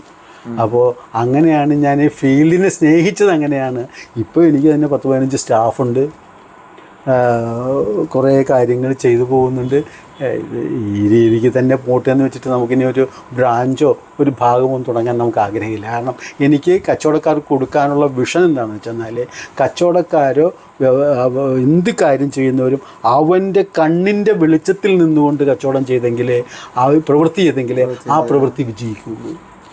കുറേ ബ്രാഞ്ചസ് തുടങ്ങിയിട്ട് അവിടെ എനിക്ക് ശ്രദ്ധിക്കാൻ പറ്റാതെ പോവുകയാണെങ്കിൽ, ഒരു ബ്രാഞ്ച് ആണെങ്കിലും, അതായത് നമ്മൾ എന്ത് സ്ഥാപനം തുടങ്ങിയില്ല, ഇത് നമുക്ക് കൺട്രോൾ ചെയ്യണം. കണ്ണിൻ്റെ ആ ചെയ്യുന്ന ജോലികൾ നമ്മളുടെ കണ്ണിൻ്റെ വെളിച്ചത്തിൽ ഉണ്ടായിരിക്കണം. അതല്ലാതെ കുറേ സ്ഥലങ്ങൾ തുടങ്ങിയിട്ടാൽ, ഇപ്പോൾ കച്ചവടം തന്നെ, ഇപ്പോൾ തൃശ്ശൂർ 2 മിനിറ്റ് കൂടി എടുത്തോട്ടെ. തൃശ്ശൂർ ജില്ലയിൽ തന്നെ ഒരു ഡിസ്ട്രിബ്യൂഷനുള്ള ഒരു വ്യക്തി, അവന് ഇത്തിരി ലാഭം കിട്ടുന്നുണ്ട്. അവന് തോന്നുകയാണ് ഞാൻ ഈ കച്ചവടം ഒന്ന് ഡെവലപ്പ് ചെയ്ത് എറണാകുളത്തേക്കും കൂടി സപ്ലൈ ചെയ്താൽ എന്താ ചെയ്യുന്ന അവന് തോന്നുകയാണ്. അവൻ്റെ ഗുഡ്സ് വണ്ടിയിൽ കയറ്റി എറണാകുളത്ത് കൊണ്ട് വിറ്റാൽ ഇവന് വില കൂട്ടാൻ പറ്റില്ല. വില എറണാകുളത്തെ തൃശ്ശൂരത്തെ ഒന്ന് തന്നെ ആയിരിക്കും, ഔട്ട്പുട്ട് പ്രൈസ് ഒന്ന് തന്നെ ആയിരിക്കും. പക്ഷെ ഇവൻ്റെ സെയിൽസ് എക്സ്പെൻസ് കൂടി. ഇവിടെ ആ സംവിധാനങ്ങളെ തരണം ചെയ്യാൻ കഴിയുന്നവർ മാത്രം അതിലേക്ക് അടക്കാണ്. അല്ലെങ്കിൽ അപ്പൊ ഇവിടെ ഉണ്ടാക്കുന്ന ലാഭം കൊണ്ട് അവിടെ കച്ചവടം ചെയ്യേണ്ടി വരികയാണ് ഇവന്. തീർച്ചയായും. അപ്പൊ നോട്ട് ചെയ്യേണ്ട കാര്യം. അപ്പൊ അതൊന്ന്. ഒരു മിനിറ്റ് കൂടി. രണ്ടാമത്, ഈ ഒരു ലോൺ എടുക്കുന്നവൻ, അവന് എപ്പോഴും എനിക്ക് പറയാനുള്ളത്, ആവശ്യത്തിന് മാത്രം ലോൺ എടുക്കുക. ലോൺ കിട്ടുമ്പോൾ തോന്നുന്നു നമുക്ക് വെറുതെ കിട്ടുന്നതാണെന്ന്. പക്ഷെ ഇത് തിരിച്ചടയ്ക്കേണ്ടതാണ്, പലിശ സഹിതം തിരിച്ചടയ്ക്കേണ്ടതാണ്. സോഴ്സ് തിരിച്ചടയ്ക്കാനായിട്ട് ആദ്യം സഹകരണ സ്ഥാപനങ്ങളിൽ നിന്നാണ്, എവിടെ നിന്നാണെങ്കിലും വായ്പ എടുക്കുമ്പോൾ എനിക്കിത് അടയ്ക്കാൻ കഴിവുണ്ടോ എന്ന് ശ്രദ്ധിച്ചിട്ട് മാത്രം വായ്പ എടുക്കുക. അതല്ലാതെ വായ്പ എടുക്കുന്നവരാണ് ഈ ആത്മഹത്യക്കും മറ്റുമൊക്കെ മുന്നിട്ട് പോകുന്നത്. എപ്പോഴും തിരിച്ചടയ്ക്കാൻ കഴിവുണ്ടോ എന്ന് ആദ്യം വിലയിരുത്തിയിട്ട് മാത്രം ലോൺ എടുക്കുക. അതുപോലെ തന്നെ നടന്നുകൊണ്ടിരിക്കുന്ന സ്ഥാപനത്തിന് ഒരിക്കലും ലോൺ എടുക്കാതിരിക്കുക. കാരണം അവന് അകത്തു നിന്ന് ഒരു ചെറിയ എമൗണ്ട് കിട്ടിയിട്ട് ജീവിക്കുന്നവരായിരിക്കും. അവന് കച്ചവടം വികസിപ്പിക്കാതെ, അല്ലെങ്കിൽ ഞാൻ നേരത്തെ പറഞ്ഞ പോലെ തൃശ്ശൂരിൽ നിന്ന് എറണാകുളത്ത് സപ്ലൈ ചെയ്യാൻ ലോൺ എടുത്തു കഴിഞ്ഞാൽ ഇവനിത് കൊണ്ടുനടക്കാൻ പറ്റില്ല. ഇവന് ലാഭം ഉണ്ടാവില്ല. ഈ പണത്തിന് പലിശ കൊടുക്കേണ്ടി വരും. അതോടുകൂടി അവൻ തീർന്നു. നമ്മൾ ബിസിനസ് മൈൻഡിൽ കാണുക. അതിനോടൊപ്പം തന്നെ നമ്മളുടെ സുരക്ഷിതത്വം കൂടി നോക്കിക്കൊണ്ട് ജാഗ്രതയോട് പ്രവർത്തിക്കണം. വെറുതെ ലോൺ എടുക്കരുത്. ബാങ്ക് മാനേജരൊക്കെ പറയും നല്ലൊരു കറണ്ട് അക്കൗണ്ട് ഉള്ളവൻ നല്ലൊരു ബിസിനസ് നടക്കാൻ കയറി, അതെ ഞങ്ങൾ പലിശ കുറച്ചിട്ടൊക്കെ വായ്പ എടുക്കണ്ടേട്ടാ, നിങ്ങളൊരു വായ്പ എടുത്തോളൂ എന്നും പറഞ്ഞ് ചെല്ലുമ്പോൾ പറയും. പക്ഷേ അത് കേട്ട് ഇവൻ ചെല്ലുമ്പോൾ 2 പ്രാവശ്യം പറയും വേണ്ടാന്ന് പറയും. 3ാമത്തെ പ്രാവശ്യം ചെല്ലുമ്പോൾ പറയും ശരി സാറേ ഞാൻ എടുത്തോളാന്ന് പറയും. അപ്പോൾ ഒരു ഭാഗവത എഴുതി കൊടുക്കും. 32 ആയിട്ടുള്ള 32 കൊല്ലത്തെ ആധാരം കോപ്പ് ഉടച്ചെന്ന് പറഞ്ഞ് എഴുതി കൊടുക്കും. ഇവൻ ഇത് പോയി പിന്നെ നടക്കുന്നത്, പിന്നെ മാനസികമായിട്ട് ലോൺ ആയി കഴിഞ്ഞു. പിന്നെ ഇവന് കിട്ടിയേ പറ്റൂ. ഇവൻ ഇത് ഉണ്ടാക്കാൻ നടന്നു വരുമ്പോഴത്തേക്ക് കൃത്യമായിട്ട് കൊടുത്തോണ്ടിരിക്കാൻ മേടിക്കാൻ പറ്റില്ല. ആകെ പ്രശ്നത്തിലാവും. അവസാനം കാശ് കൊടുക്കാനുള്ള വിളിക്കും, ഞാനൊരു ലോണിനെ മേടിച്ചിട്ട് അത് കിട്ടിയാൽ ഉടനെ അടച്ചേക്കാം എന്നാണ് പറയേണ്ടി വരിക. അങ്ങനെ കുറേ പ്രശ്നങ്ങൾ ഉണ്ടാവുന്നുണ്ട്. എല്ലാം ആലോചിച്ച് ചെയ്യുക. കച്ചവടക്കാരന് എപ്പോഴും കോഷ്യസ് ആയിരിക്കണം. പെട്ടെന്ന് കയറി ഒരു തീരുമാനം എടുക്കരുത്. മനുഷ്യന്റെ ജന്മത്തിൽ ചെയ്യേണ്ടത്. GSTയുടെ ഒരു കാര്യം ആണ് നമ്മളിന്ന് ചർച്ച ചെയ്തത്. അതിൻ്റെ ഒപ്പം തന്നെ സാറ് ബിസിനസ് ചെയ്യുന്നതിന് ഒരു ഉപദേശം കൂടി തന്നിട്ടുണ്ട്. നിങ്ങൾ വീഡിയോ കേൾക്കുന്നതിനോടൊപ്പം തന്നെ നമ്മുടെ ജീവിതത്തിലും സ്വായത്തമാക്കേണ്ട കാര്യങ്ങളാണ് പറഞ്ഞു തന്നത്. സാറേ, നമ്മുടെ അനിരുദ്ധൻ സാറാണ്, നമ്മുടെ വടക്കാഞ്ചേരി പോലീസ് സ്റ്റേഷനോട് ചേർന്നാണ് ഓഫീസ്. എന്തായാലും നമ്മുടെ പ്രേക്ഷകരാരെങ്കിലും അതല്ലെങ്കിൽ ബിസിനസ് നടത്തുന്ന ആരെങ്കിലും വന്നു കഴിഞ്ഞാൽ അവർക്ക് വളരെ സൗകര്യപ്രദമായിട്ട് വേണ്ട ഉപദേശങ്ങളും അതുപോലെ സൗകര്യങ്ങളൊക്കെ ചെയ്തു കൊടുക്കാമല്ലോ അല്ലേ? തീർച്ചയായിട്ടും. ഞാൻ അതിനാണല്ലോ ഇരിക്കുന്നത്. എനിക്ക് കിട്ടിയിരിക്കുന്ന കഴിവ്, അല്ലെങ്കിൽ എനിക്ക് കിട്ടിയിരിക്കുന്ന വലിയ കഴിവെന്ന് ഞാൻ പറയില്ല, തമ്പുരാൻ തന്നിരിക്കുന്ന എന്തോ പറയാനായിട്ടുള്ള ഒരർഹത അതെല്ലാവരിലും പങ്കിട്ട് കൊടുക്കണമെന്നുള്ള ആഗ്രഹക്കാരനാണ് ഞാൻ. അതിൻ്റെ ഒരു ഭാഗമായിട്ടാണ് ഗീത നിങ്ങളെ കൂട്ടിക്കൊണ്ടുവന്നത്. ഇതൊരു ദൈവ നിയോഗമായിട്ടേ ഞാൻ കണക്ക് കൂട്ടുന്നുള്ളൂ. എനിക്കൊരു പ്രത്യേകതയില്ല. ഞാൻ സാധാരണക്കാരൻ. പുതിയ സംരംഭം തുടങ്ങുന്നവർ GST കുറിച്ച് അറിയാനുള്ളവരൊക്കെ സാറുമായിട്ട്, GST മാത്രമല്ല ടാക്സിൻ്റെ അല്ല. ഞാൻ ഒരു കാര്യം പറഞ്ഞില്ല, ഞാൻ ഈ 70 വയസ്സ് കഴിഞ്ഞിട്ട് 7 പരീക്ഷ CMAയുടെ 7 പരീക്ഷ പാസ്സായിട്ടുണ്ട്. എന്നുവെച്ചാൽ കോസ്റ്റ് അക്കൗണ്ടൻസ് ഓഫ് ഇന്ത്യ എന്ന് പറഞ്ഞ ഭാരതത്തിലെ ഏറ്റവും വലിയ കണക്കെഴുത്ത് സ്ഥാപനത്തിൻ്റെ 7 പരീക്ഷ ഞാൻ പാസ്സായിട്ടുണ്ട് 70 വയസ്സിന് ശേഷം. അതല്ലേ, അപ്പോൾ പഠനം തന്നെയാണ്. അപ്പോൾ ഇപ്പോഴും പഠിച്ചുകൊണ്ടിരിക്കുകയാണ്, മനസ്സിലായോ? ഇപ്പോൾ ഏതാ പഠിക്കുന്നത്? ഇപ്പോൾ ഞാനൊരു പ്രത്യേക ഡിഗ്രി കോഴ്സിനുള്ള തയ്യാറെടുപ്പുകൾ ഇങ്ങനെ എടുത്തുകൊണ്ടിരിക്കുകയാണ്. അപ്പോൾ അങ്ങനെ ഉണ്ട്. ഇതൊക്കെ സർട്ടിഫിക്കറ്റുകളാണല്ലേ? ഇതൊക്കെ എൻ്റെ സർട്ടിഫിക്കറ്റുകളാണ്. ഗുലാത്തിയുടെ ഉണ്ട്. ഗുലാത്തി പറഞ്ഞാൽ കേരളത്തിലെ സ്ഥാപനം. Diploma in sales taxation. എന്തായാലും സാറേ, എന്തായാലും ഒരു ഇത് മാത്രമല്ല, ഉണ്ടായത് CMA-യുടെ 7 എണ്ണം ഉണ്ടോ? Cost accountancy of India. ഇതിങ്ങനെ 7 പരീക്ഷ ഞാൻ പാസ്സായിട്ടുണ്ട് 70 വയസ്സിന്. അപ്പോൾ പ്രായം ഒരു ഘടകമല്ല, ആർക്കും എപ്പോഴും പഠിക്കാം, ജയിക്കാം. മനസ്സ് മോട്ടിവേഷൻ കൂടി നമുക്ക് തന്നിരിക്കുകയാണ്. അതുകൊണ്ടാണ് ഞാൻ അവസാന ഭാഗത്ത് അതുകൂടി ഒന്ന് എടുത്തു വെച്ചത്. അതുകൊണ്ട് നമ്മൾ പഠിക്കുക എന്നുള്ളത് എല്ലാവരുടെയും സ്വപ്നമാണ്. പലർക്കും ഏത് സമയത്ത് ഇന്ന് പഠിക്കാൻ സാഹചര്യങ്ങളിൽ പഠിക്കാൻ കഴിയാത്ത ആളുകൾക്ക് ഒരു മോട്ടിവേഷൻ കൂടിയാണ്. ഇന്ന് എല്ലാ സൗകര്യങ്ങളും ഉണ്ട്. പഴയ ഞങ്ങളുടെ ചെറുപ്പം പോലെ അല്ല. പഠിക്കാം, അല്ലെങ്കിൽ പാർട്ട് ടൈം ആയിട്ട് പഠിക്കാം, ഓൺലൈൻ പഠിക്കാം, ഒക്കെ ചെയ്യാം. അപ്പം എന്തായാലും ഇത്രയും നേരം ചെലവിട്ടതിന് നന്ദി. നമ്മുടെ പ്രേക്ഷകർ ഇതുപോലുള്ള വാർത്തകൾ ഷെയർ ചെയ്യുക. അതുപോലെ എന്തെങ്കിലും സംശയങ്ങളൊക്കെ ഉണ്ടെങ്കിൽ സാറുമായിട്ട് നേരിട്ട് വന്നാണെങ്കിലും നമുക്കിവിടെ വന്നാൽ എല്ലാ സൗകര്യങ്ങളുണ്ട്, പറഞ്ഞു തരും. വടക്കാഞ്ചേരിയിൽ നിന്നാണ് അനിരുദ്ധൻ സാറിനൊപ്പമാണ് നമ്മൾ GSTയുടെ വിശേഷങ്ങൾ കണ്ടത്. ഇതുപോലുള്ള വാർത്തകളും മറ്ററിയിപ്പുകളൊക്കെ ആയിട്ട് നമുക്ക് ഇനിയും കണ്ടുമുട്ടാം. എല്ലാവർക്കും നന്ദി, നമസ്കാരം. എന്നെ ഈ ഒരു അവസരം തന്നതിന്, അല്ലാണ്ട് മറ്റൊന്നുമല്ല, നിങ്ങളെനിക്കിങ്ങനെ ഒരു അവസരം തന്നതിന് ഞാൻ എല്ലാവരും ഗ്രേറ്റ്ഫുള്ളാണ്. താങ്ക്സ് എ ലോട്ട് ടു ഒരു അപ്ഡേഷൻ എന്ന് പറഞ്ഞ പ്രസ്ഥാനം എനിക്കിങ്ങനെ ഒരു അവസരം തന്നതിന് ദൈവത്തോടൊപ്പം ഞാൻ നിങ്ങളോടും കടപ്പെട്ടിരിക്കുന്നു. നല്ലത് വരട്ടെ. ജയ് ഹിന്ദ്.